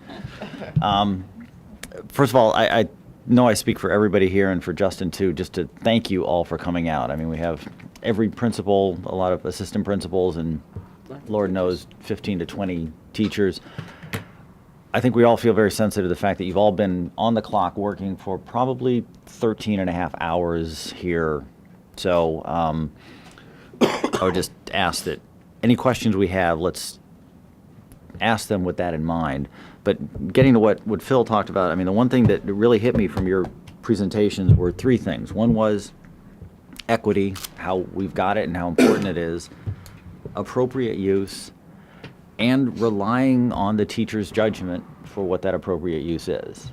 And separate from whatever is, written in a technology plan, I think what we're really blessed with is the teachers and the administrators who look at a plan like this and figure out how to make it work and how to do it right, and never lose sight of the fact that it's the kids who are the ones who need to learn and who need to be taught how to use technology, where to use technology. And thank goodness we're not to use technology. I mean, I'm a parent who didn't get his son a phone until he was 14. And when I was shopping for the phone, the guy said, "What kind of phone do you want?" And I said, "I'd like to give my son mine and not have one." So, Steve sort of shakes his head when he talks about early adopters. I never pop into his mind. But anyway, so if anybody has questions, please ask. If you've got anything to say now, to follow up, but I really am just very reluctant to keep you here any longer because you've given us way too much of your day and night, and you'll be back on the clock again probably tomorrow by 7:15. I would like to say something. I want to thank you all for taking time from your evening with your families and taking the time to make these presentations tonight. I found them very informative, and as an educator myself, I'm really impressed with everything you all are doing at all levels of our school system. So, and I've known you for a while, Steve. I know you've been highly involved in this for years, and always have done a great job. So thank you all so much. I really appreciate your time. Yeah, and actually just two other things. One is I totally agree with the comments about BYOD. If people could bring whatever they happen to have, I think it would be incredibly unequal and unfair to the kids simply because, not everybody has the same wherewithal. But I think it would be so much worse for the teachers because you couldn't do your job, you couldn't begin to do your job well, and you would hate that. So, I mean, we should probably never say something that we actually, draw the red line on this early, but to me that is something that should never even be discussed. And the other thing is I just admire how you can walk the balance. I mean, I've had parents who sat down with me and, they love the technology, they want more technology, and then I had another one who sat down and what she really wanted was everybody to go back and learn cursive. And, you have to deal with this every single day. I mean, we have to deal with it too, but, you've got the parents of your kids who are in your classes, and you've got to figure out how to walk that balance and get them to understand it. So There's an unbelievable app for that, for learning cursive. No, I mean, My daughter uses it. yeah, and the fact that, taking notes by hand, 3. I mean, taking notes by hand makes a difference, but still, you've got so many different contradictions you have to deal with. So unless anybody has anything else, thank you, please, and go home. Thank you. Yes, thank you. Now, is there anybody on the board who needs to leave early, and is there anything you want to, is there anything that you want to cover before you leave? Otherwise, we'll go by the schedule the way it is. The superintendent search. Okay, I'll give you the update that Justin gave me. It's really short. Yeah, I think I know the community is really eager to find out where we are in the interim process and when we are going to post that job posting. And also, I have my own question about, do we really need to post a job or can we appoint someone? I know there are a list of available interim superintendents just so that we can get moving on this process. Dr. Jones can help do some transition planning because she's got a lot to do in the next 2 months before she goes, and so we can all just kind of get moving forward. Yeah, I'm trying to think if. It's posted. Do you want me to? Well, yeah, first it is posted, but I think you may have not been at the meeting we had 3 weeks ago where we Right, I talked was not about. there. Yeah, the VSBA has a list of people who are, Virginia superintendents, former superintendents who are willing to be interim. So we've got that list. But we also, I think the consensus of the board was clear that we should post it as well so that we don't have this one small self-selected group just in case there is somebody else. And the posting is, It was posted yesterday on our website, and I've reached out to VASS to see how we can have it posted on the Virginia Association of School Superintendents as well. But Marty is the person who's receiving the applications, and the information that you requested, which was a letter of interest, resume, and 3 references. And so Marty's starting to collect that So information. the question I have is, do we have any candidates? We did receive 2 today. It got posted late last night. 5:30 yesterday afternoon. So 2 have come in. 2 have come in. yeah, and we had a deadline on there, didn't we? October 21st, 3 weeks, just to Okay. have people do it quickly, and if we need to extend it, we can do that. But normally, if someone is really interested, they're going to get it within a 3-week period, and that will also give the board time to make their selection and create the opportunity for transition.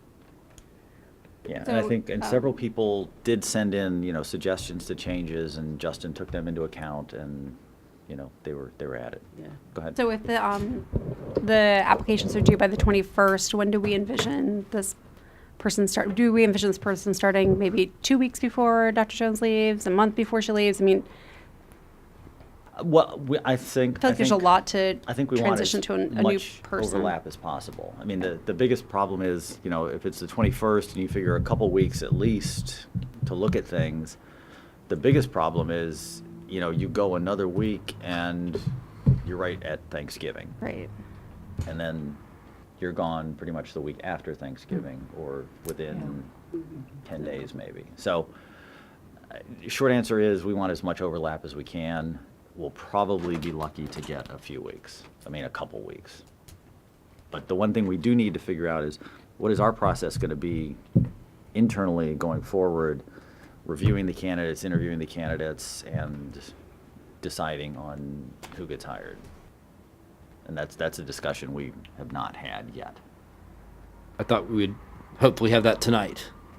Well, I would, except Justin has been working a lot on this, and I'd rather not have it without him. So, if you've got any suggestions, go ahead and lay them out. I'm not. Thank you. I'm not wedded to anything in particular. I haven't done. I think maybe none of us have done a superintendent search before, but I know that for the permanent superintendent, last time there was a search committee that was established. I don't know if that committee would be doing both an interim search and a permanent search, or just the permanent search. If not, if it's going to be the entire school board, and the resumes or the applications, I should say, have to come in by the 21st, I would think that we should, as soon as possible after that date, convene the entire school board in a closed session to go through those and look at all of them and have a discussion. I'd suggest the 22nd, or whatever date could take place. And then, I know we need to talk about, if we're going to talk about process, about negotiation of contracts and amounts and stuff like that, that should be done in open session about the process. But I'd be much more comfortable if we had a date on the calendar where we were going to get together and look at what the pool of candidate looks like, and then decide if we're going to do interviews and how many interviews and those sorts of things. Yeah, I think partly it'll come down to how many applications do we get, because whether we do it with the entire school board looking at everybody is very different if we get 6 than if we get 25. But in talking to Gina Patterson, what she suggested was the interviews should be, for the interim, should be the entire school board. And then the search committee or a search firm or VSBA is for the permanent one. So and that's still the way I feel. And you know, I can't speak for Justin, but I think he sees that as a logical step too. Well, it seems to me, and that makes eminent sense to me, that if we follow that process, you're still going to need to get, if you're not going to have a search committee do the interim process, you're still going to need to get the whole board together to talk about who to select, regardless of how many applications come in. So if they come in, you have to circulate them to everybody. You give everybody maybe a day or two to read the packages, and you get together and you decide who you're gonna interview, and you set up the interviews. And so I just, because we're not making a decision on a candidate, I think we ought to, because we're only looking a few weeks out, decide that tonight. And if Justin has a different view, we can reconsider it when he comes back next week. But I don't want to let this, my personal opinion is that we shouldn't let this sit. We should start moving out. I guess I'm happy to put off the notion of selecting a particular search contractor to a week when the chairman will be here. But I think we ought to put down an interim process today if we have agreement among the board about what that should look like. Yeah, I mean, well, first, I guess, question for Lisa. You were part of the interim process last time, correct? There was no interim. I was a part. There was no. I was on the edge of the actual selection process. I collected information, Okay. but there was no interim the last time. And I might say it's one thing that's really different, I think, this time, because when you know that a superintendent's leaving in October, but they're still here to get you through the budget process, so it was very different at this point in time the last time. And you generally on an interim, by the time you get your resumes in, you'll be able to pull several of them out, right off the top, because you'll actually even have like construction superintendents that will apply just because they don't realize what kind of superintendent job it is. So once you pull all those out, or you pull out ones that have never been a superintendent before, you see what that pool is. And generally, there's not that many to interview for an interim unless it's a really unusual time of the year. And generally, your full board would interview for the interim because you've got to all feel pretty good about hitting the ground running. Okay. I mean, I've got I no don't know if that's problem what saying Justin's- we should meet, as soon as possible after the deadline closes, because I would love to get this going and get as much overlap as possible. You have a meeting work session on the 25th. It closes on Friday, so it just depends if you'd want to meet Saturday, Sunday, or Monday, but you do have a work session on the 25th on the calendar.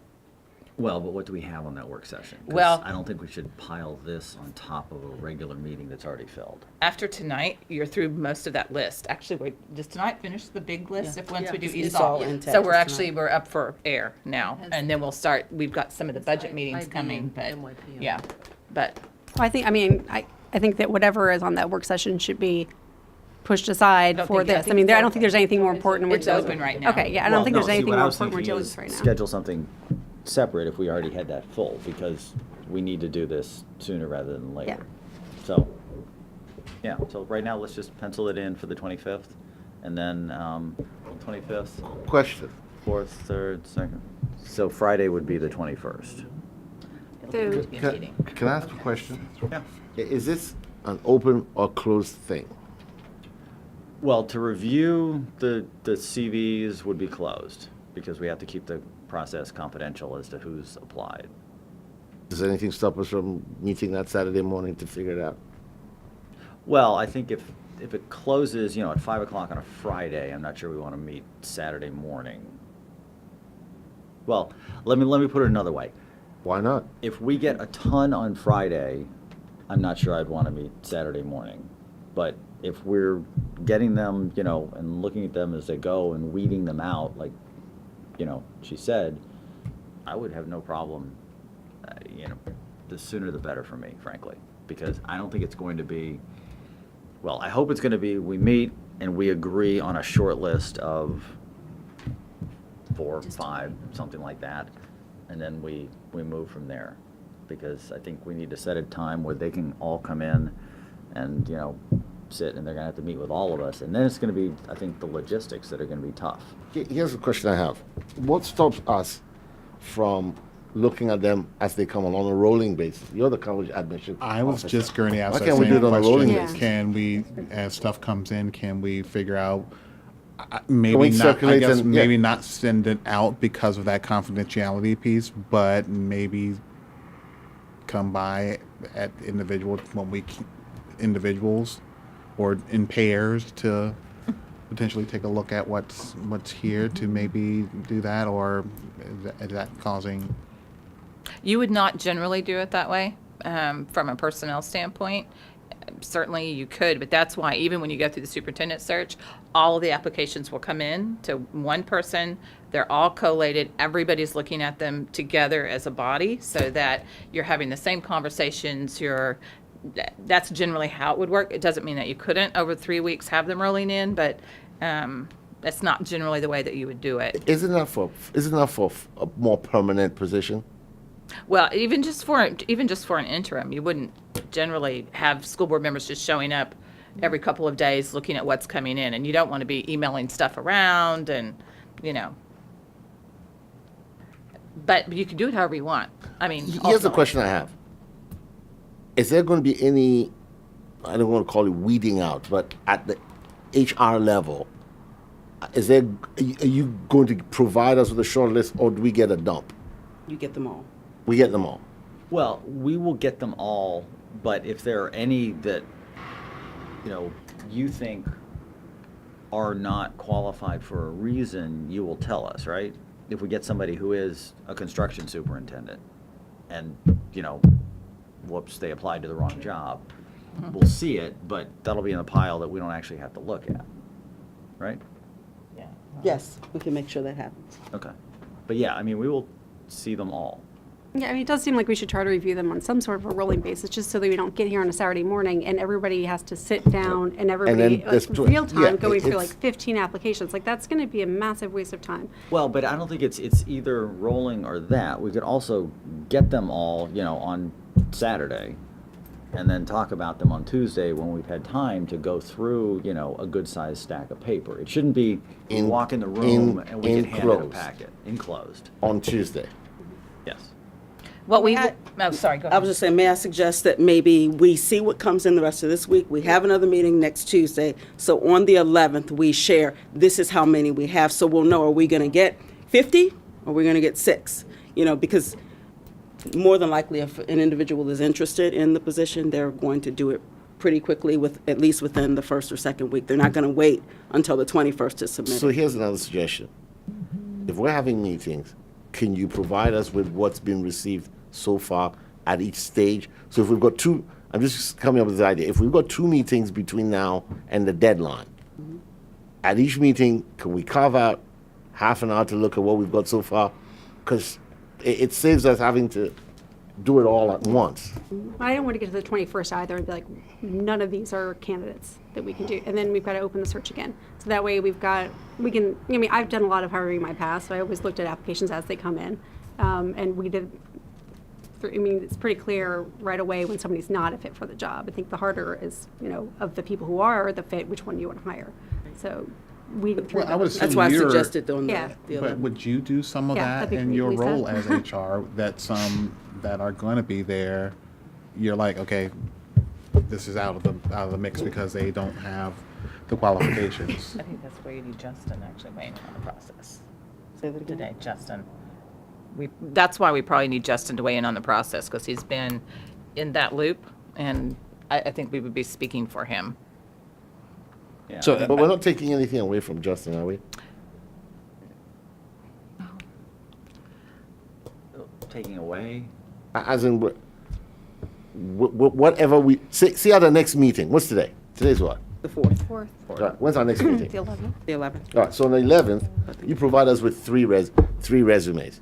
Or provide you with all that have come in Well, thus let's far. assume Next 3 Tuesday. are in. Right. And I think it'll be pretty easy for you to look at it and Absolutely. say, this person is, don't even spend any time, because it is a construction But at the manager. very least, if we've gone through that's 3 we don't have to revisit on the 22nd or the 25th. Or, you see what I mean? Yeah. Right. So it's almost like we're doing the job, we're doing it in pieces as we were staging it as we go along. you know. We can make sure it's on the next agenda, every agenda we have, and then That would be Exactly. that's fine. We can, Exactly. that's I easy. mean, that's a compromise. Is it possible to get the applications in advance of the meeting so we can have a chance to read them? We can put those on closed for your review only. Yeah. Okay. Exactly. Yeah, I mean, Because I don't want to sit here and read like 6 resumes and applications. We just and need to then turn the work decide. sessions into meetings so that you have a closed opportunity, so we can. Okay. Okay, thanks. That works.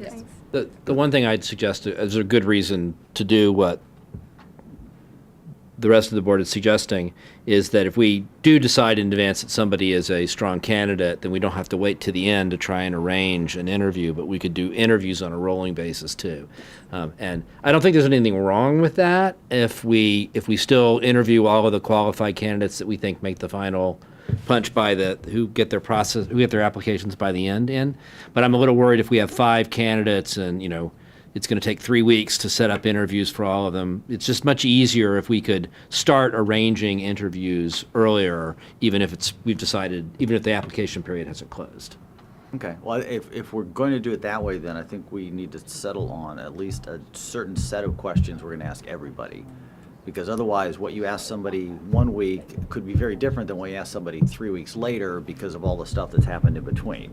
You can always ask more, but I think we should have a set of questions that everybody is being asked. HR would require that anyways, wouldn't they? That is Yeah, a that's going to be a requirement. standard that of the questions that every candidate gets asked are all have to be the same. So that part, maybe we need to figure out what those questions will be, but Right, but that just means to set we the need to figure question that out and probably start. weeks ahead of I think we time. need to probably start thinking about formulating those. Honestly, again they're so now. standard. I was gonna If say, you I was Google- gonna- if you Even though I Google- think, questions been asked I'm already? just going to say, I think Yeah. they're pretty standard, Yeah. but if we want to add something different that we want to do, that's fine. But I agree that, because I've been on a couple of interview panels and Share it with them and they can. I always get question 6 of the 10 questions that we ask in those interviews, so they're typically pretty standard questions. So I think we just, of doing that. Because what I don't want, I want at least, at minimal, at least a 2-week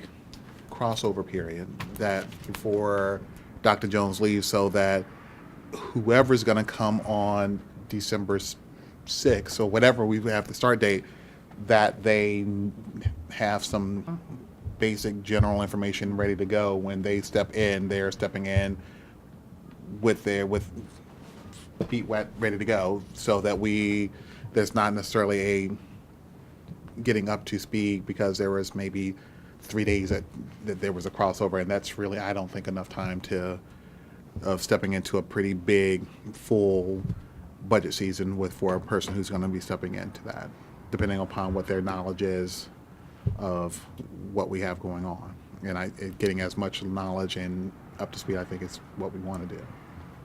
Yeah, and then on the permanent search, it's a question of, do we go with, a private search firm or VSBA? And that's something we can add to our, agenda in the next 2 weeks. Have we got any quotes on what private will cost and VSBA will cost? Justin has sent at least Yeah. 2 Yeah, private quotes. He's got Oh, VSBA okay. and 2 VSBA, others that he's yeah. circulated. So if you can't find them, let me know and I'll resend them. And they'll usually come out and do a presentation. Is that what they're doing? Well, see, that's just it. We have to ask, do we look at their presentations and decide from that? Or do we tell them, we'd like you to come out and make, actual in-person presentations to us? Is the presentation going to cost us money? Well, that's one question, and then the other question is, would you look at it and go, well, VSBA has done God knows how many, hundreds, if not thousands of them, why are we even looking at somebody else? So, I know at least one of those groups, they're a Virginia-based group, the one I think he sent today out of, I think Roanoke, at least someone out of that group is in that area, so I think it depends if we're potentially... well, but I wouldn't anybody think would a have person to, who wants to make a presentation and get business from us, they're going to make us pay for anything for them to come in. But Whatever happened to video conferencing? I could be wrong. Most of them have reps in this area, like Hazard Young, who does Arlington's. Their rep, actually, one of them lives right here, actually, in Fairfax County, and does up and down the East Coast. And the one So for the most one of that them have came reps around today, here. I know that their lead We'll watch it person here. Yeah. is maybe in the It'd be cheaper. Charlottesville area. I was saying him to this is video what they it, do and for a then we'll watch living, it. so. We can pay his mileage. That's sort of the least of our worries. So that's, any other questions on the superintendent search? Mr. Knight. I think that's, He's a at tech least guru. I feel we've made some progress of something tonight, but I think the next big thing is just kind of getting this process rolling of looking at the applications as they come in and potentially try to do the rolling potential interviews so that we can, because it's October already and we're getting closer and closer to, before we know it, December 5th is going to be here. Yeah, I mean, the main thing to me is just stressing the confidentiality, because Oh, yeah. especially for the interim process, because let's face it, if we can't do it for the interim process, What the heck are we it's gonna do going for to the really other hurt us in terms of good candidates for the permanent. But the only thing I'd add is, if we don't want to do it tonight because Justin's not here, we need to spend a big chunk of time lining out sort of at least what the timeline is and when we want to get things generally done for the permanent process. And I know a lot of that will be informed by the contractor we bring on board, whether it be VSBA or a private entity that would help us. But I spent a fair amount of time going through the process last time and looking what all the requirements we were going to do this time. And the whole community engagement process the last time around ended by the end of November, and we're not going to get that done right now unless we start in a week or two. So we're not moving fast enough. We've got to. We're not moving on that schedule. That doesn't mean we're not moving fast enough. Fair enough. So, but there's a lot to be done, and one question I have with VSBA is, I don't know if they will advise on the public input side, or if they really just do the search and then we figure that out. No, they do it all. Okay, well, Yeah. then I like them even more. Yeah, any of the firms that you would hire that are used to doing that are going to walk you through. They'll ask you what you want, and they'll have proposals. Do you want to survey the teachers? Do you want to survey the community? Do you want them to do individual interviews? At school sites and talk to teachers. And they'll do all of that for you and help you put the package together, so to speak. And you pay for that package that you put together. I guess I'd suggest if we want to do that, then we have to make the decision, I think, a week from today, which means we need to decide tonight whether we want to have presentations done or whether we want to decide based on the papers that we've got. Well, let's stick it on the agenda for next week, and people just have to read what they've been sent, I think it would have been nice. because I'm not sure people have. I looked at it and it's not gonna be much money. Anything else? No. On the search? Not on our end. Okay. It's a similar process. Which one? All right. ESOL. I think you're cutting a little bit of the crossfire too, and I think, You want the quick can I say version some- or the can I say detailed something? version? You always can. I don't know about the rest of my colleagues, so I can't speak for anybody else. But this is a lengthy report, and I don't know that we've digested it enough. That's my personal opinion. It is extremely long. And can I just Yeah, share? please. I mean, honestly, Well, if but you did read, you have a point to make after that? As Well, in- the point I'm making Maybe is wait till the another point time. I'm making is I think we need. I need some more time to digest this report. Well, it was That's only- just me it was only personally. But then 120 pages. I know, but then I don't know. condensed Maybe it maybe for the you. rest of them have done their homework and I haven't. So I'll let everybody else speak. But please. and I'll be honest with you, we weren't caught off guard with the recommendations that came out of this evaluation. Reading the first 18 pages The executive gives report. you the gist of the report. A lot of the documents, probably page 56 and on, are documents that are currently on our website. There are a strategic plan that we already have in place. So really, it's about a 50-page document total. But if you read the first 15 or so pages, you will pretty much understand what the recommendations are. I can quickly go through. I can skip some slides. Matter of fact, I could just do the first probably 10, and we could be done if you'd like for me to do that tonight. Because the recommendations that are in there and action steps, you could read them if you would prefer. Okay. Well, and then if you've got And then questions, ask me questions at the following meeting if that's better. Ms. I don't know if you're planning on doing this or not, but I'm very interested to hear what the ESOL Advisory Committee has to say about the report and if it's going to influence what they do or they have any thoughts on it. So I don't know if you're planning on doing that, but that's something I definitely would want to hear tonight or at a future time. And in terms of the advisory committee, I wanted the school board to be the first to kind of hear the report. The advisory committee, the ESOL advisory committee chairs have seen the draft report that came out the end of August. They have not seen the final. I just truly believe it was a part of the school board work plan, and you asked for the report. It was it was paid for through, as it was a recommendation from the school board. So I wanted you to hear it first. On Thursday night, we do have an ESOL advisory committee meeting where we would be going through the same process. And, I was working with Tony on kind of some guidance that would be shared with the board as far as what last year you gave each of the advisory committees guidance to work on for the year. So we were looking at what are some for our ESOL, for our gifted. And so Tony's been working on some of that to share with you as well. But on Thursday night, we will have this similar presentation with the ESOL Advisory Committee. And that's one of the things that we have. We want to review it and talk about how we can address the things that came out in the evaluation. So to Phil's point, is it possible after that meeting, you're going to share some things with us today, that after they have their meeting, that we have some sort of them letting us so we're both on the same page, that it's either maybe the leadership but somehow we get together with them, the board and the advisory board, to say, all right, here's what we heard, what did you hear, and how do we move forward from here? Does that make sense? Is it still Jeanette and Claudia? They're still the chairs, yes. Okay. I mean, what about after Thursday, either asking them or encouraging them both to come to our meeting on Tuesday and give their opinion of the report? Exactly. And then if we have more questions Questions, from tonight, exactly. Then we we're can all ask in the them same room on and the same Lisa. page. Thank you. Yeah. And I just I want to support that. Yeah. Yes. I think that's a great idea to have the advisory chairs to come. But a lot of the work is the work of the staff. When you go through the report, there were some things that the Ed Count, who did the report, shared as a recommendation, but there are things that we knew from last year that we've already begun to implement in this school year because, we don't want to wait till half the year to implement some of the things. So we actually have some action strategies that we're proposing on how to address this, and we will go over it with the advisory committee, and then, of course, they continue to give us input on doing that. But a lot of the work falls on the 7 teachers and the administrators that we have in the building to make sure we meet the needs of our students and our families.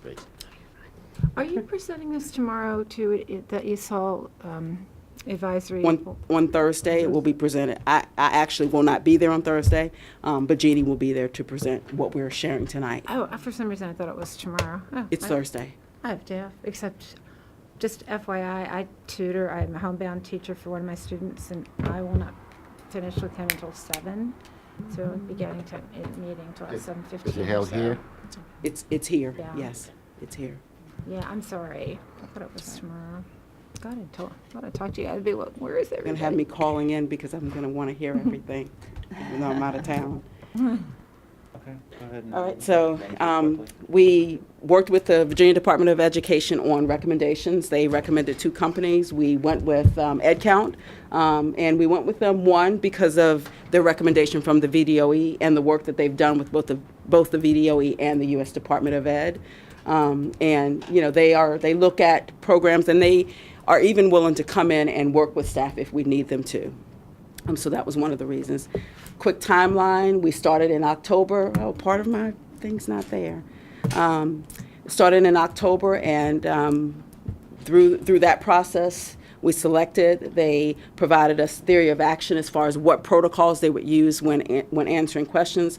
They collected all the documents. They interviewed teachers, parents, community members, principals, ESOL teachers, and classroom teachers.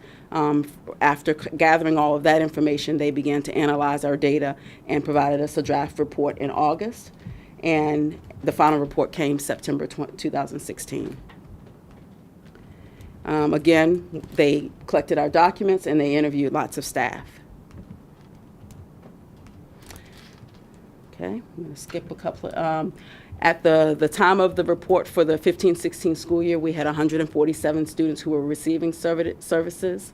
total of 198. With the 147 receiving services and 44 being exited, there were a total of 191 students who we were really either providing services or monitoring. And with that, we have 7 teachers and 2.5 pairs to service that population. So if you break it down, we try to make sure that we have an even balance of staffing depending on the number of students who are being serviced at a school. So the caseload is around 21 students who are receiving services, 6 who may be on the caseload for being exited. But we feel like that's a pretty good caseload. If you look at our total number of students, the total column in 2010-11, we had 191. You can see it decreased for a couple of years. 2015-16, we had 198 students who were either receiving services or being exited. The number pretty much stays pretty consistent, staying under 200. This year, we've actually are a little bit lower, and you'll see that at the very end that I will skip through.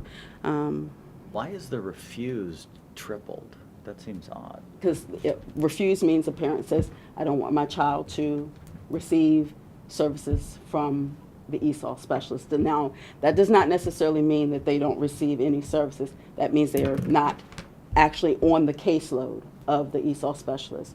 Our ESOL specialists still go into the classrooms, and our classroom teachers are still working with them to meet their needs. But those students tend to be worked with through our response to intervention process, where if there is a need that they have, we go through that process, and maybe they work with our reading specialists or math specialists or someone else to provide them so that their needs are being met. Well, no, I know what it means. It just Some parents don't want services. don't want to Right. be labeled. Yes. Is it a stigma, sort of?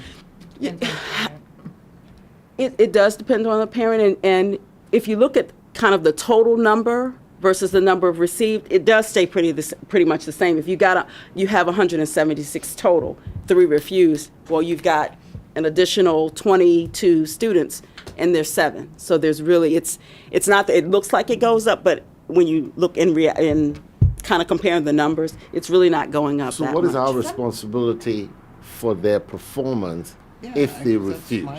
We still have to meet their needs, and we do that through the response to intervention process, where we may be working with the classroom teacher to provide them extra guided reading practice, or we may, if they don't want to go with the ESOL specialist, maybe our reading specialist will work with them, or our math specialist will work with them, or during Tiger Paws times at TJ, they're in a smaller group. So we're responsible for providing them with the ESOL education, but we're shifting the work from the specialist to the regular teacher?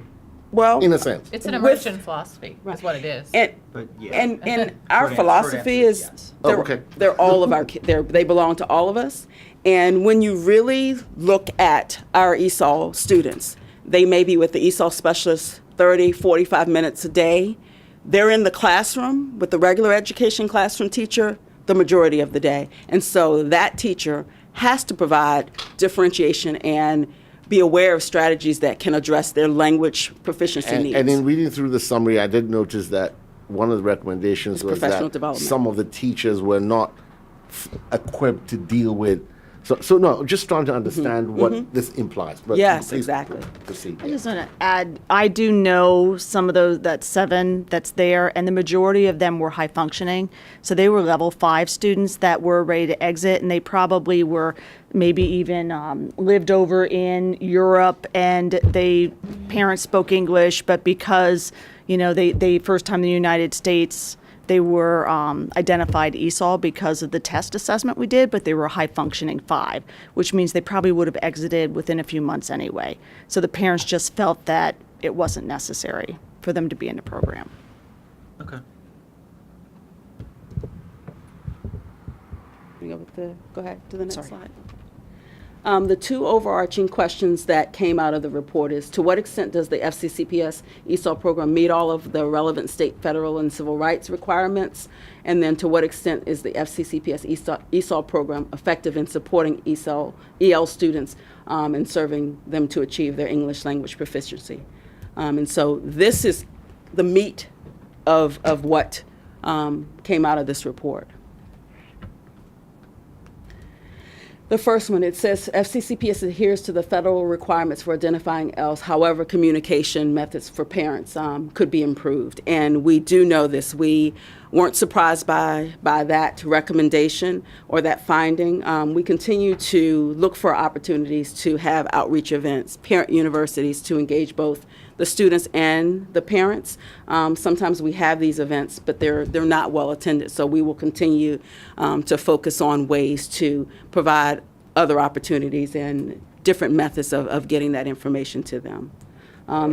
Second one, FCCPS offers an academically sound linguistic academic program for ELs, and that there was an imbalance at the middle and high school.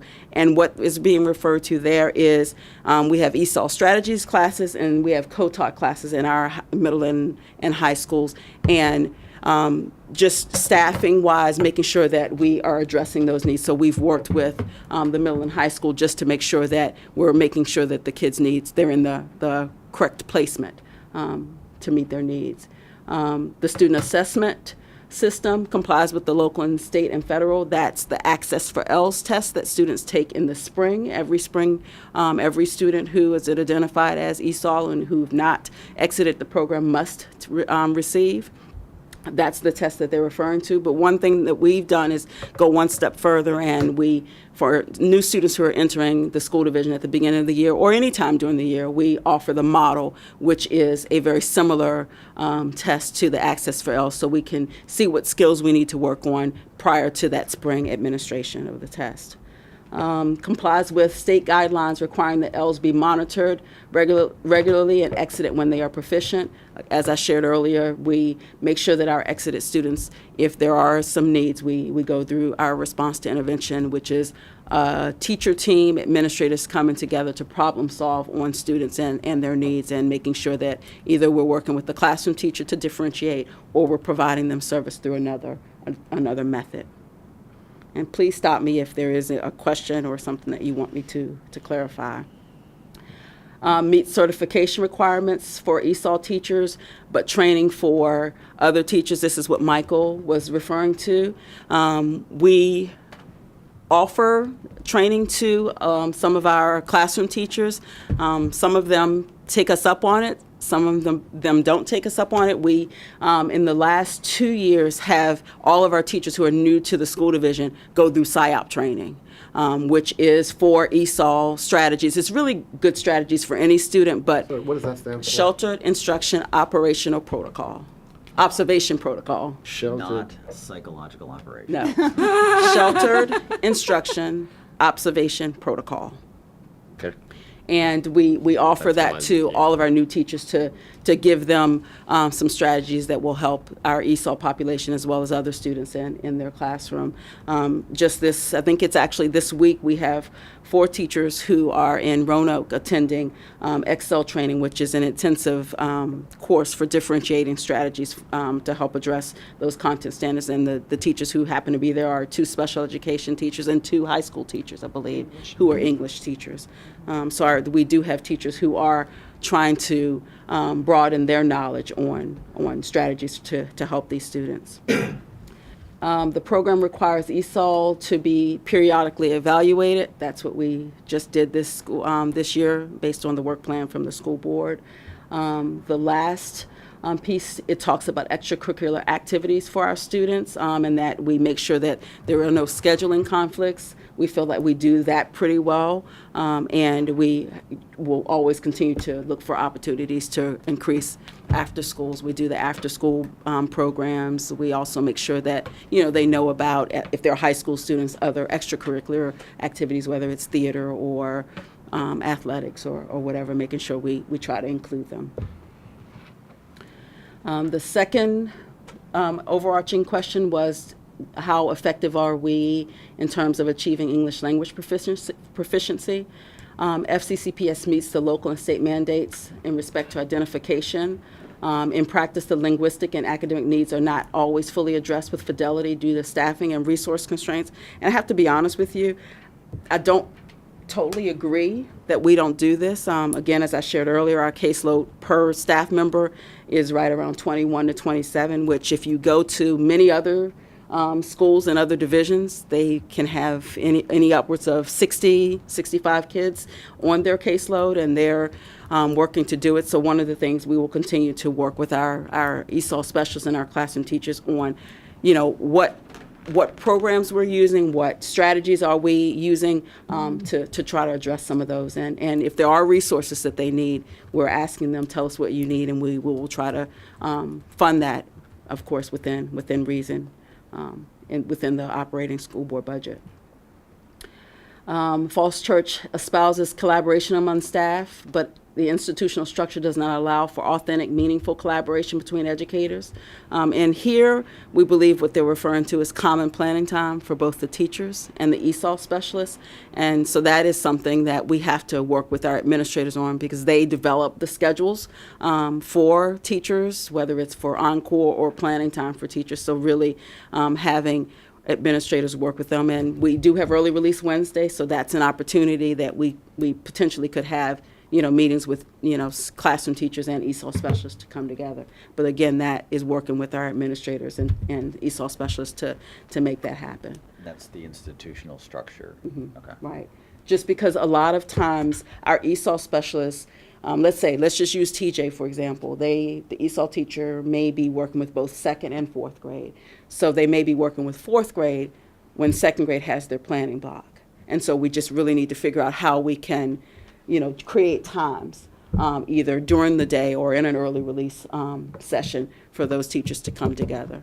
Okay, but it's not a grade division between schools where somebody's working with second in one school and then sixth in another and having to work in different schools. We do have one teacher who travels, and she goes between MEH and TJ. Our highest numbers are at TJ.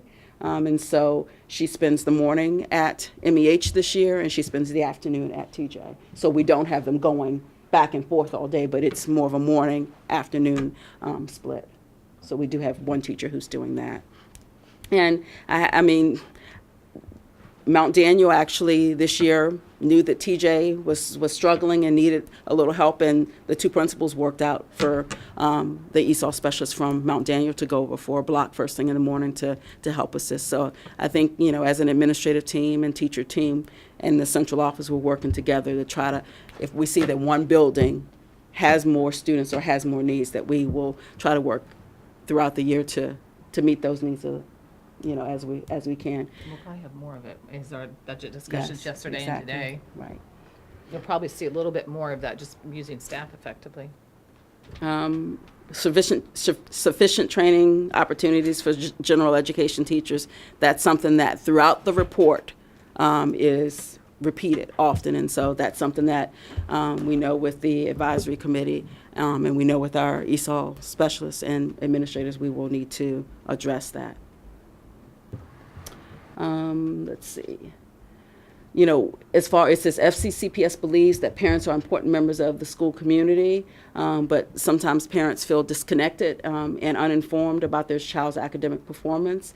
At the beginning of the year, when students are identified, there is a letter to go home. There is conversations with parents to talk about their service delivery and their academic performance for the year, but we'll just have to work on how we can, in addition to the parent conferences that we have in November and, parents reaching out throughout the school year, we'll look for additional opportunities to help parents feel connected. I know this past spring, we did the session at TJ where ESOL families came together, and it was a wonderful experience. And so we're hoping that we continue to build upon that, and they continue to invite more and more families. The first year that we did it, there was less attendance than last year. So we're hoping that through these events where they can come and they get to hear from our staff, they will get a better understanding of what we do and feel more comfortable to come to other events, come to the back to school nights or the parent universities that Steve offers that sometimes are specifically for our ESOL families. And we will have translators so that, they can hear it in the language that's easiest for them to understand. Well, isn't this the kind of thing that the advisory committee should be really working on? I mean, it's really just getting the word out and then helping other families understand. You know, if you feel uninformed, it's probably because you don't know what's going on with Schoology and you haven't gone to the parent universities. So it seems like other parents would be able to help. Right. And on our current ESOL advisory committee, there are there are some who have kids who are currently in the program, but there are quite a few on the committee who no longer have students in the program. They may have had students previously in the program and either they've exited or they just have an interest in working, and helping this population. So we may look to, when we have openings, we may want to kind of target those families who have students in the program just so that we can help increase the involvement. I don't know if you knew about this, Lisa, but we actually, Jeanette and Claudia, we talked about that last year, and we actually did look, we put out the word because we wanted more parents of EL students on our committee. And we had, Ruth stepped up and one other parent, I think, is doing it. I'm not sure. I apologize. I can't remember names right now. It's past my bedtime, as we all know. But anyway, that's been really positive. So we'll continue doing that. I know a couple of things have happened that, there's one thing targeting them, but without the commitment and the resources, you run the risk of putting them on the committee, but them not showing up or not being able to. That's one thing. The other thing that happened, I believe, was the ESOL committee. I can't remember, but wasn't there some outreach a while ago? Were you on the committee where they actually did a walk, or in some part of the city, actually targeting, going door to door, trying to get some sort of involvement with the parents of some of those in the ESOL community? 2 years ago, when we did our big event, and we actually did it at Berman Park, right by the fields. we did have our advisory chairs, and I think maybe a parent or so who did go to certain doors and knock on the door and provide the flyer and had it more posted, all over town to get that involvement. And then this past spring, we had it at Thomas Jefferson, and I believe the turnout was closer to where a lot of parents could get to. And we also had we said, bring your kids. So the students came, and, I was out on the playground with the students while the teachers were sharing information with the parents. And so it was a better turnout the second time that we do it. So we're hoping to do those again this year. And continue to increase those opportunities. But, our ESOL specialists, they have nights that are just for our ESOL parents, or I know last year there was a day where it was technology, getting on Schoology, things like that, and it was at MEH on a Saturday, and we had probably 8 or 10 families who came. We'd love to see more, and, some of them brought some friends with them. And so we'll continue to do that this year to try to... There's nothing, not to pick on just the Spanish-speaking community, but they're the majority. And we have a wonderful resource in our GM, assistant principal. So if we could recruit him in some way or the other, and he's very helpful. He does a lot of that for exactly. us. And I know he's probably a linchpin in there, but exactly, because sometimes the language thing, sometimes you need somebody who speaks the language, period. So. And the program that we put in place, Language Line, I believe, is also helping our teachers, our ESOL specialists, and our classroom teachers and secretaries to be able to communicate better with families when they call with a question, or they want to talk about an academic success or a struggle that a student's having those conversations. I believe the Language Line program is helping that as well, and it's been very, very cost effective for us, and so we will continue to do that. We also have, I think, too, a large portion of our ESOL students who are dual as in economically disadvantaged. And I think it just, when you talk about the outreach portion, it's really important that we continue to try to grow with that, because for a long time, we were very much, I think, a system where the one parent working family, we don't do parent conferences in the evening, yet everybody works. There are some structural things that could help us with that, I think, too. And eventually we're going to have to look at things like parent conferences. And, and I was thrilled actually with Paul when I saw that he was doing his principal coffees in the morning, chalk chat, and in the early evening, but where people actually, if you work, could make one of those. And we have not had that mindset, I think, that we need, and that's a kind of a cultural shift for us. Right, which is reflected in some of the comments. Yes.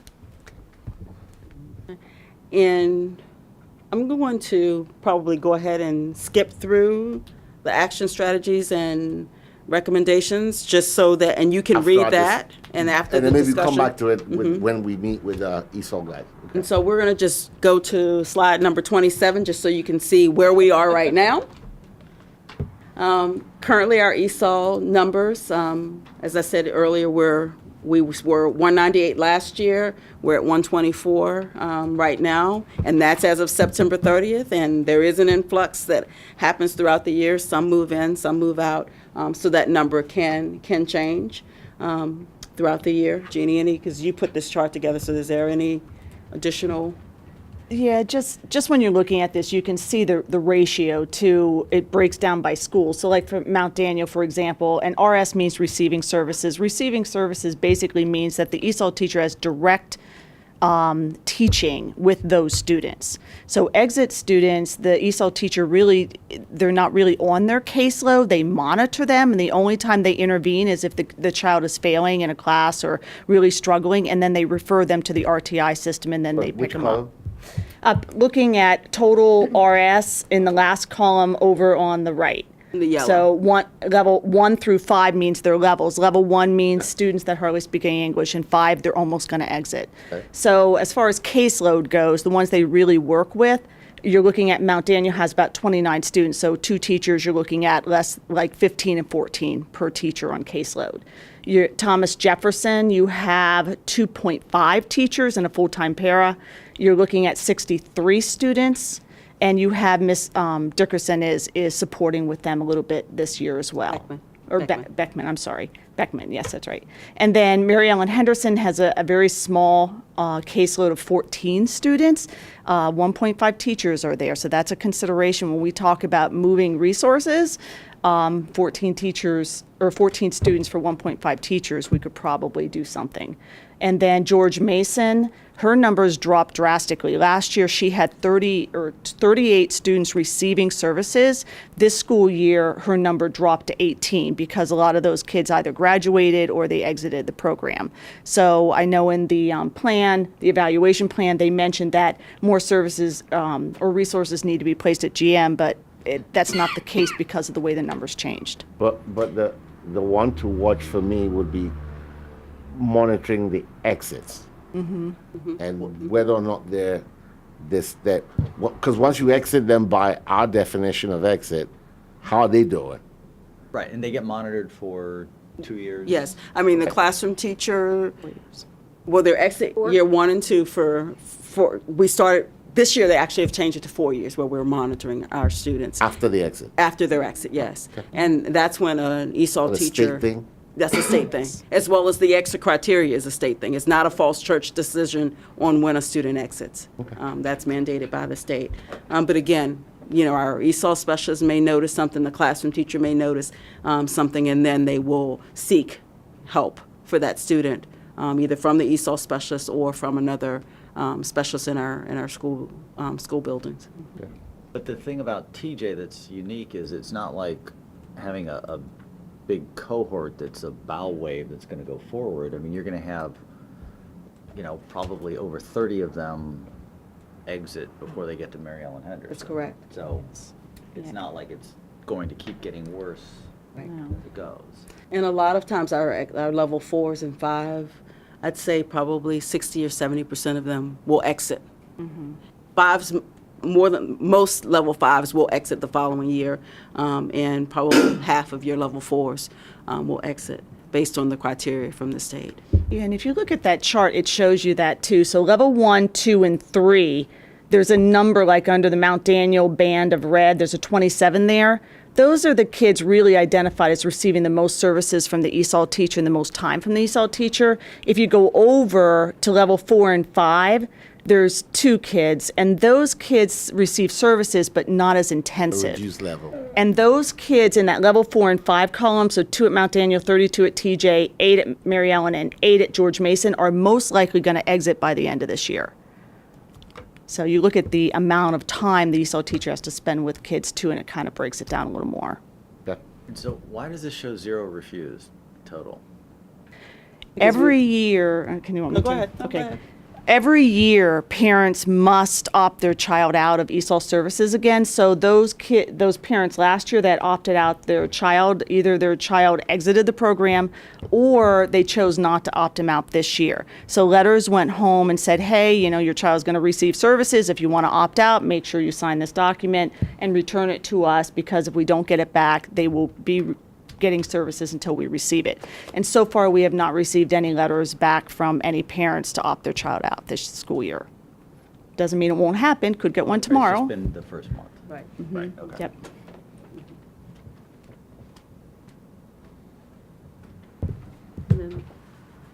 The last slide that we'll share with you tonight, Jeannie and I, just looking at the report, came up with 3 focus areas that we will share with the ESOL Advisory Committee on Thursday, just to get us as a starting point, looking at enrollment, which came out in our report, and looking at the number of students and the level of the students, and making sure we equalize the caseloads for any additional services or staffing.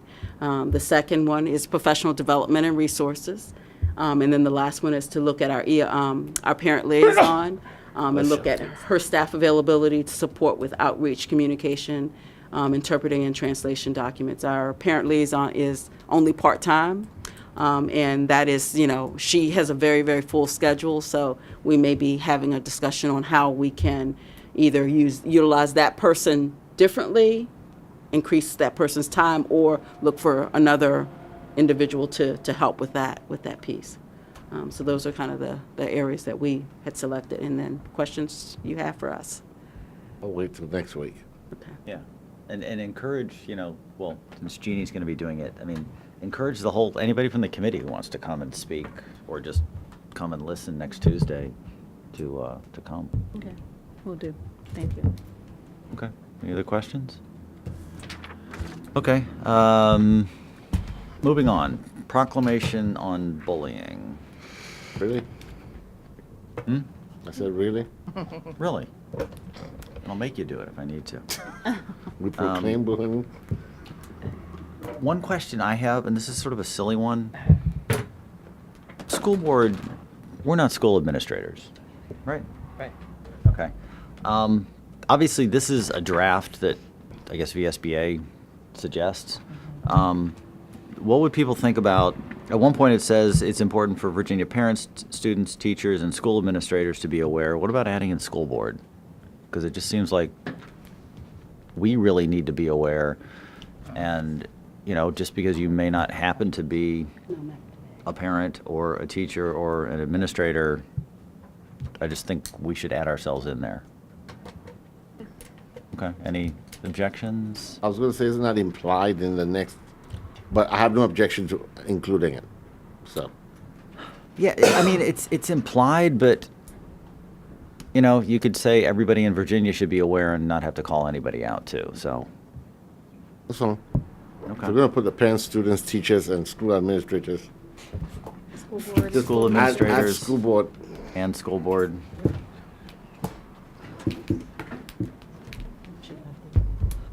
Okay, I don't know if we need to retype this thing, but this is one of the ones. Okay, she'll retype it, we'll all sign it next meeting. So, all right, I'll read it. Whereas school bullying has become an increasingly significant problem in the United States and Virginia, and whereas over 20% of the youth in the United States are estimated to be involved in bullying each year, either as a bully or as a victim, and whereas an estimated 160,000 students in kindergarten through 12th grade miss school every day due to a fear of being bullied, and whereas bullying can take many forms, including verbal, physical, and most recently in cyberspace, and can happen in many places on and off school grounds, And whereas it is important for Virginia parents, students, teachers, school administrators, and school boards to be aware of bullying and to encourage discussion of the problem as a school community. And whereas the Falls Church City Public School Board encourages positive behaviors and to eliminate bullying behaviors. Now, therefore, therefore, the Falls Church City Public School Board recognizes the month of October 2016 as Bullying Prevention Month, with the intention that the issue of bullying and its prevention be discussed in the classrooms at Falls Church City Public Schools. So, any discussion of a motion to pass it? You smiling. So moved. Second. Second? Okay. All those in favor, say aye. Aye. Aye. Any opposed? Okay. And out of curiosity, Tony, what will be done in October? Well, to be honest with you, all of the schools are so focused on this on an ongoing basis, but we do want to put it in morning announcements. We want to make it a focus and try to encourage the conversations at home. So all of our school sites for the first time are also communicating on a weekly basis, much more often with parents, and so they will also put it in their newsletters as well. We thought that's why we wanted it on tonight, just because it is the month of October, and we didn't want to wait until our official meeting, and then we're half of October's over. So. Okay. All right, next is another tuition matter. Like last time, there's really no reason to have a closed session unless people have any questions. So I'll just ask unanimous consent that the consent agenda be approved. Seeing no objection, all right, so ordered. Can I just point out I'm going to point that out, and one more thing. Okay, well, here, go ahead. Yeah, I was just going to point out that on materials for board review is the agenda planning, where you can see where we've marked everything off, and the two in yellow were what we did tonight. So we'll be able now to be more focused on your superintendent search stuff. Hopefully can happen some of that on a Tuesday night instead of having to do 2 or 3 meetings a week. And then also being able to plug in the budget, some of those budget meetings. We are trying to start the work sessions for you, and we already have some on there in November. We finished the last of our budget meetings with all of our directors and principals actually today, and they've prioritized, the list for their buildings, and so we're trying to be really proactive to get that to you because we know it's going to be a challenging budget year. So. And the only other thing I'll just mention, I know, Mr. Ridiger, you had asked about putting an agenda item, and I was just going to mention the bus cameras. We had put in morning announcements, I think it was Thursday or Friday, that we were going to start the bus camera on Monday. I really wanted to start on Friday, but then we ended up getting a call late Friday from the city and from the police department. And Mary Gavin, who I respect immensely, is the one that really truly has to oversee the program and the workings of it, because ultimately if there's a ticket that's challenged or they have a challenge, it is the police department that really does, I would say, the hard work on our behalf. And everybody wants to see it start immediately, but she was adamant that they really need this 30 days and has assigned certain people to do a next layer of task. And I think it's one of those things where we kind of missed a communication piece in that the attorney was checking everything out on the general government side with Carol. She gave the green light. There was a police representation, that was involved there as well. But I think the link from the officer back to Mary didn't realize they wanted to start it on October 1st. And she wants to do one more check. I'd have to bring up her list, but I think it was the state police. And again, it's making sure that when we have a challenge, she has the support to put this program in motion, because a lot of the districts are moving very slow. But in 30 days, she feels confident that we'll be there, assuming that the answers she gets are what she expects. So just a couple of things. Are we going to communicate to parents that the bus cameras are not active and won't start again, since the last communication said that would start on the 3rd? Well, to be honest, I was in two minds. I mean, that's what John was asking tonight, and he thinks we need to put something out. Right now, people at least think they're working, so they're less likely to pass the bus, truthfully. I mean, and I see both sides of it. We can put something else out that says they're actually not officially starting until the 30th. Does that encourage more misbehavior? I don't know. But we said they were going to start. They haven't started. They'll probably be running on some buses, as right now, one of the things that Mary actually wanted to go back and look, our routes have all changed. And they're actually going to shift a few of the cameras to a different bus, which is something that, I thought was very thoughtful for Mary that actually thought about that. So we can put something out if that's what people think is better. But to me, it's like we said they were going to start. I haven't had anybody ask me about it other than the school board because I communicated to you that they weren't going to officially start for 30 days. But I think everybody thinks they're running right now, and I mean, I don't think we owe I'm- a duty to anybody, really, other than our students. I don't think we owe a duty to the public to tell them that we know we're not looking at how fast they're driving. I just think that, I don't understand why that's even necessary. I intend to tell people. And if schools don't want to, that's fine. But I'll tell people because I'm very frustrated. I don't think people are approaching this with enough urgency. And I think the community needs to know about it. So if they're frustrated, they can communicate with the police force. And so I intend to tell people whether the schools do or not. well, I think we are. This is an open and public meeting. So, I mean, I'm not trying to withhold anything. It is Tuesday.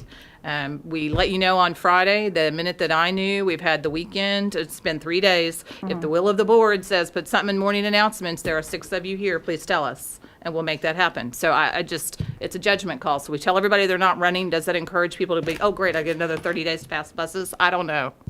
I would tell people they're not working just so that parents are aware that they're not working, so they don't think. That's different. So they can be extra. They can be Well, extra cautious. I know- Listen, they're not working. Somebody speeds past this bus. Nobody's going to record that this is what's happening. I mean, I'm getting kids off the bus twice a day, and people do. I'm in a quiet neighborhood, and people are zooming as fast as they can to try to beat the bus so before my 4-year-old gets off it. Right. So they don't. Yeah. So, and I'm Anyway. sorry, Phil, I misunderstood what you were saying. I thought you wanted the public at large to know that the bus cameras weren't working. Oh, I just meant in the So morning they could- announcements. So they could continue No, yeah, I think in the morning, so speeding that, in the past morning our announcements, so buses. that parents. I are aware. apologize. Yeah, and that I it's think, not working and I was yet. talking to her Yeah. earlier, just, we do need to phrase it so that it doesn't confuse people more by saying on and off, but it's actually working, but it's just not working yet, so we just need to phrase it. The And some program people are will gonna be start confused. November 1st or whatever, whenever it's going to start. I think it's the 31st, Mary Yeah, said. whatever is the easiest way to. Yeah, so just draft something up. Okay. Right back there. right. Thanks, Mr. Brett. One more? Are we down to any other Yeah, matters? 'cause I'm getting grumpy All and right. tired. Just a quick Not for question you. about our student liaison. Conspicuously absent? Is it- He actually emailed tonight. Did he email you as well? He didn't email me this. His mom is a single parent. He's got a younger sibling, so I've been trying to meet with him because he's got demands on his time that I think have been surprising him. He's been letting us know he's not coming, but I need to find out how systemic this is. He actually went to City Hall tonight as well. Okay, let me ask, have I seen, I've been on committees with, or at least there was a time when on the GT committee there were 2 students. It's almost like I don't want to say backup, or maybe there was just. Well, The first year was accidental. Yeah, the Accident. first year we had a problem where our student liaison, our student rep, told somebody they were on before we had acted, and we had somebody else who had also been told they had been nominated. So we figured the best, and I was the one who said they both won because there was no way you could say, I'm sorry, you can't be on. But so short answer is that was a mistake.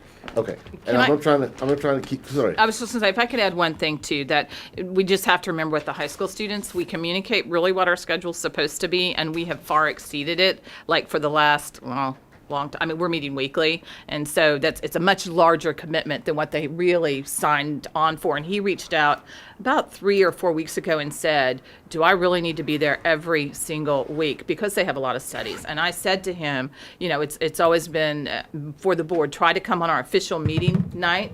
And on all those other nights, if you just let us know if you can't be there, but I do understand our schedule has been every week. Dr. Jones, you've teed it up nicely into my next question. And I'm going to be the Grinch here. I think some of the presentations we're having are way too long. I mean, what we saw today, I love our principals, I love our teachers, but 2 hours, I think that's unacceptable. I mean, it is essentially hijacked this meeting, if you know what I mean. And we've had a few of those presentations like that are very, very frustrating. I mean, I didn't need Mr. Love Matt, but I didn't need him to talk for 25 minutes. Harris talked for 18 minutes. Swanson was to the point. He was done in 7. Miss Kelly did it in 11. Liz talked for 17 minutes. And I'll be honest with you, I'm not sure I learned anything new today. I'm extremely frustrated with the length of those presentations. Because we've just had another tech presentation 2 weeks ago. So I'm wondering why we have these. Send us the information, let's look at it. If we have questions, we'll ask about it. But these things are going on for too long. I think we should do something about the length of the meetings. It's very frustrating. Well, and I think I hope that the board will be very thoughtful going forward about putting items on the agenda, because we have had an extremely heavy agenda, and that's that board attachment that's on there. And when you ask for something, I think, we feel compelled to bring it to you. And it's kind of like, do you do the fast version in 5 minutes and then people don't feel like their questions have been answered? Or do you try to have all the principals here on one evening? We could spread it out and do Mount Daniel one week and TJ the next and have shorter segments. But hopefully we've got through that big, long list of information. To be frank, I don't think the problem is the topics we're discussing, it's the presentations we're getting. I mean, I want to hear more about technology, but I was stewing a little bit after the first 15 minutes of here's the last 20 years of cyber history. I think we need to control more of our own agenda Yeah. and figure out, if we're going to have a technology presentation, we're going to give it, 15 minutes for content and 30 minutes for Q&A or whatever we want, because we've had a series of presentations now that feel to me, the pejorative way to call it is dog and pony shows. They feel like they're a series of scripted discussions. And I know I love hearing from our principals. I think this is all great stuff to hear. But I think we need to block out, as I said, I think once before, the time that we're going to dedicate and then leave enough time for the Q&A, rather than having, I would say fewer presentations and more discussion. I guess we asked for this. So, but I guess to the point, if we're going to bring them in, maybe we should let them know that to be more concise. Right, but we also need to be realistic. If we do have 8 presenters for anything, it's not going to be short. Do you mind if I leave? I'm super Oh, yeah, tired, go and take off. this conversation is just, I have Yeah. nothing to add. Thank you. Yeah, no, I think the frustration is understood, and it's just something we need to. No, I don't want Dr. Jones to feel like she's done anything wrong, because we asked for it. But I just want some control of the time, if you know what I mean. Because one, we're meeting way more often than, and for a whole variety of reasons. Right. But if the meetings are long, where the meetings are more frequent, and the meetings themselves are long, it's like, And we've been putting times on most of our agendas and tried to keep those to 45 minutes for a kind of a presentation. And it's difficult for them to do a presentation. And it's disappointing to hear that it sounds like a dog and pony show, because truthfully, I love hearing it and I live with it every day, because it's not what you're hearing. I didn't even know who's coming tonight. So all of the presentations have been that way. I mean, when I heard High C, actually the hybrid learning one that I know some of you were bored with, I literally was in tears listening to those kids. I'd never met any of those kids. I hadn't heard their stories until that night, and I think it is disappointing that what we're trying to do is really help educate the board about what's happening in our schools, because you don't have children at all levels. And I know it takes time to do that, but it's kind of like it feels like a lose-lose if we don't want to have presentations like this when our principals are kind of pouring their heart and soul and we've got a whole room full of teachers here. That's really what we should be doing more of, not less of.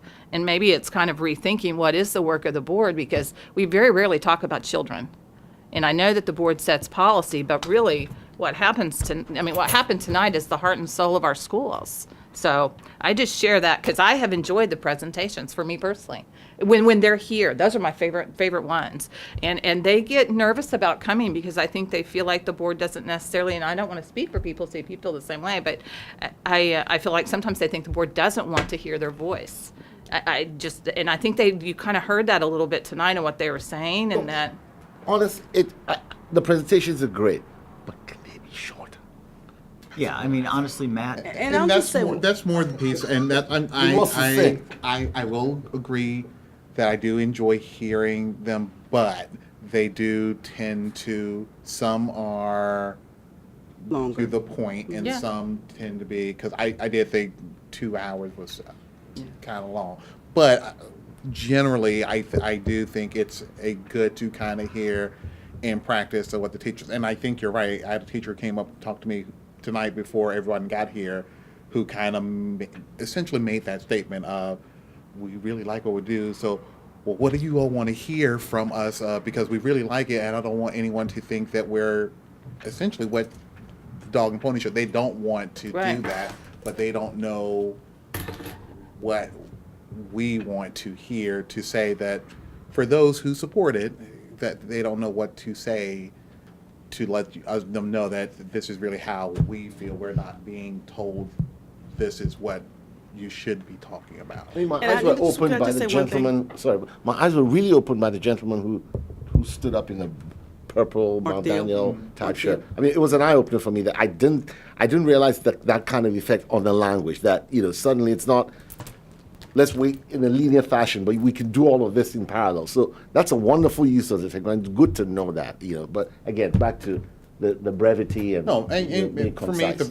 it was more.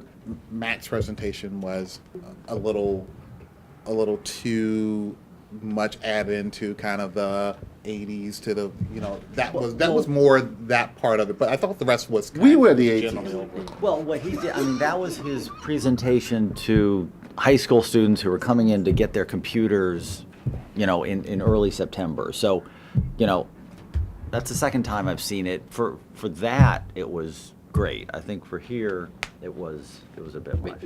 And can I just? Yeah, go ahead. I mean, I just want to share that, hearing during the budget season last year from both school board and community, I heard you want to hear from those who are in the trenches, who know what's going on every day. Not hear from me all the time, not hear from Tony, not hear from Jeannie. So we have made a concerted effort to bring the administrators in front of you. Yes, we can say, please make sure that whatever you're sharing is no more than 5 minutes, but realize, and if we make that the kind of standard, then you may not get the in-depth information that you or the community is looking for. I mean, and that has been one of the things I've said. You come present because you're there every day. You know what's going on. Yes, I walk in the buildings. You share in the principals' meetings with me, but we're asking them to do it because we thought that's what both the community and the school board wanted to hear it from in the trenches. And a lot of times we have our administrators do it instead of our teachers, just because we try to be even more try to make sure that we don't infringe on their time at night as well. So, but definitely we can talk about making it shorter. And I'm not talking about, and I don't think any of us are saying cut them down to 5 minutes, because you're right. That's just that would be a dog and pony. That's an elevator speech that you've put together for a particular purpose. But honestly, the presentation that you saw tonight, I saw it at probably 3:30 this afternoon. I looked to see what in each individual school, met with their digital learning team or some of their teachers or their instructional resource teacher to put that together. It was not something that I said, do these questions. We said, come and share what you want to talk about personalized learning in terms of technology. So, but definitely probably the presentation, and then kind of what Phil was saying, with the window for, I think, more pointed question Q&A, I think works for everyone, kind of that they're doing their part of actually saying and sharing what's going on in the building. And then we have that additional 20, 30 minutes or whatever. They have half an hour, 40 minutes. We have 20 minutes in Q&A. So it doesn't turn into the 2-hour thing, because I think it's not that we're frustrated by the presentations per se.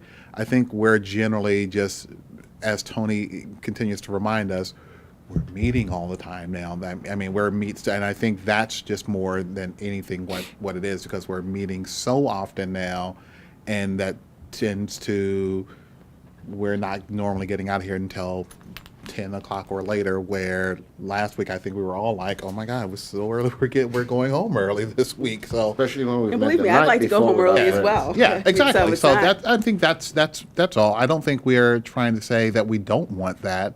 It's just let's figure out a way to just let them do their part, because we want the unfiltered, what they provide to us, and then but with the window of us asking potential questions that they most are going to know, and generally about them, but just give us that window there. That's all. I think Yeah, and if that's the way it. to do that is not bringing them all in at once and giving them, either come in, ones and twos and then have a little more time than they would if they all came in at once. I mean, maybe that's another way to do it. Well, and again, I think it goes back. I hope we are in a better place than we were because we had such an incredibly schedule. Just trying to, for Marty and I to get through all of that stuff. It's just, and I think we're in a better place now, and hopefully we can take a meeting a month off the schedule. But, adding GM, adding a superintendent search, I don't know that can happen with the budget. It's not going to happen. No.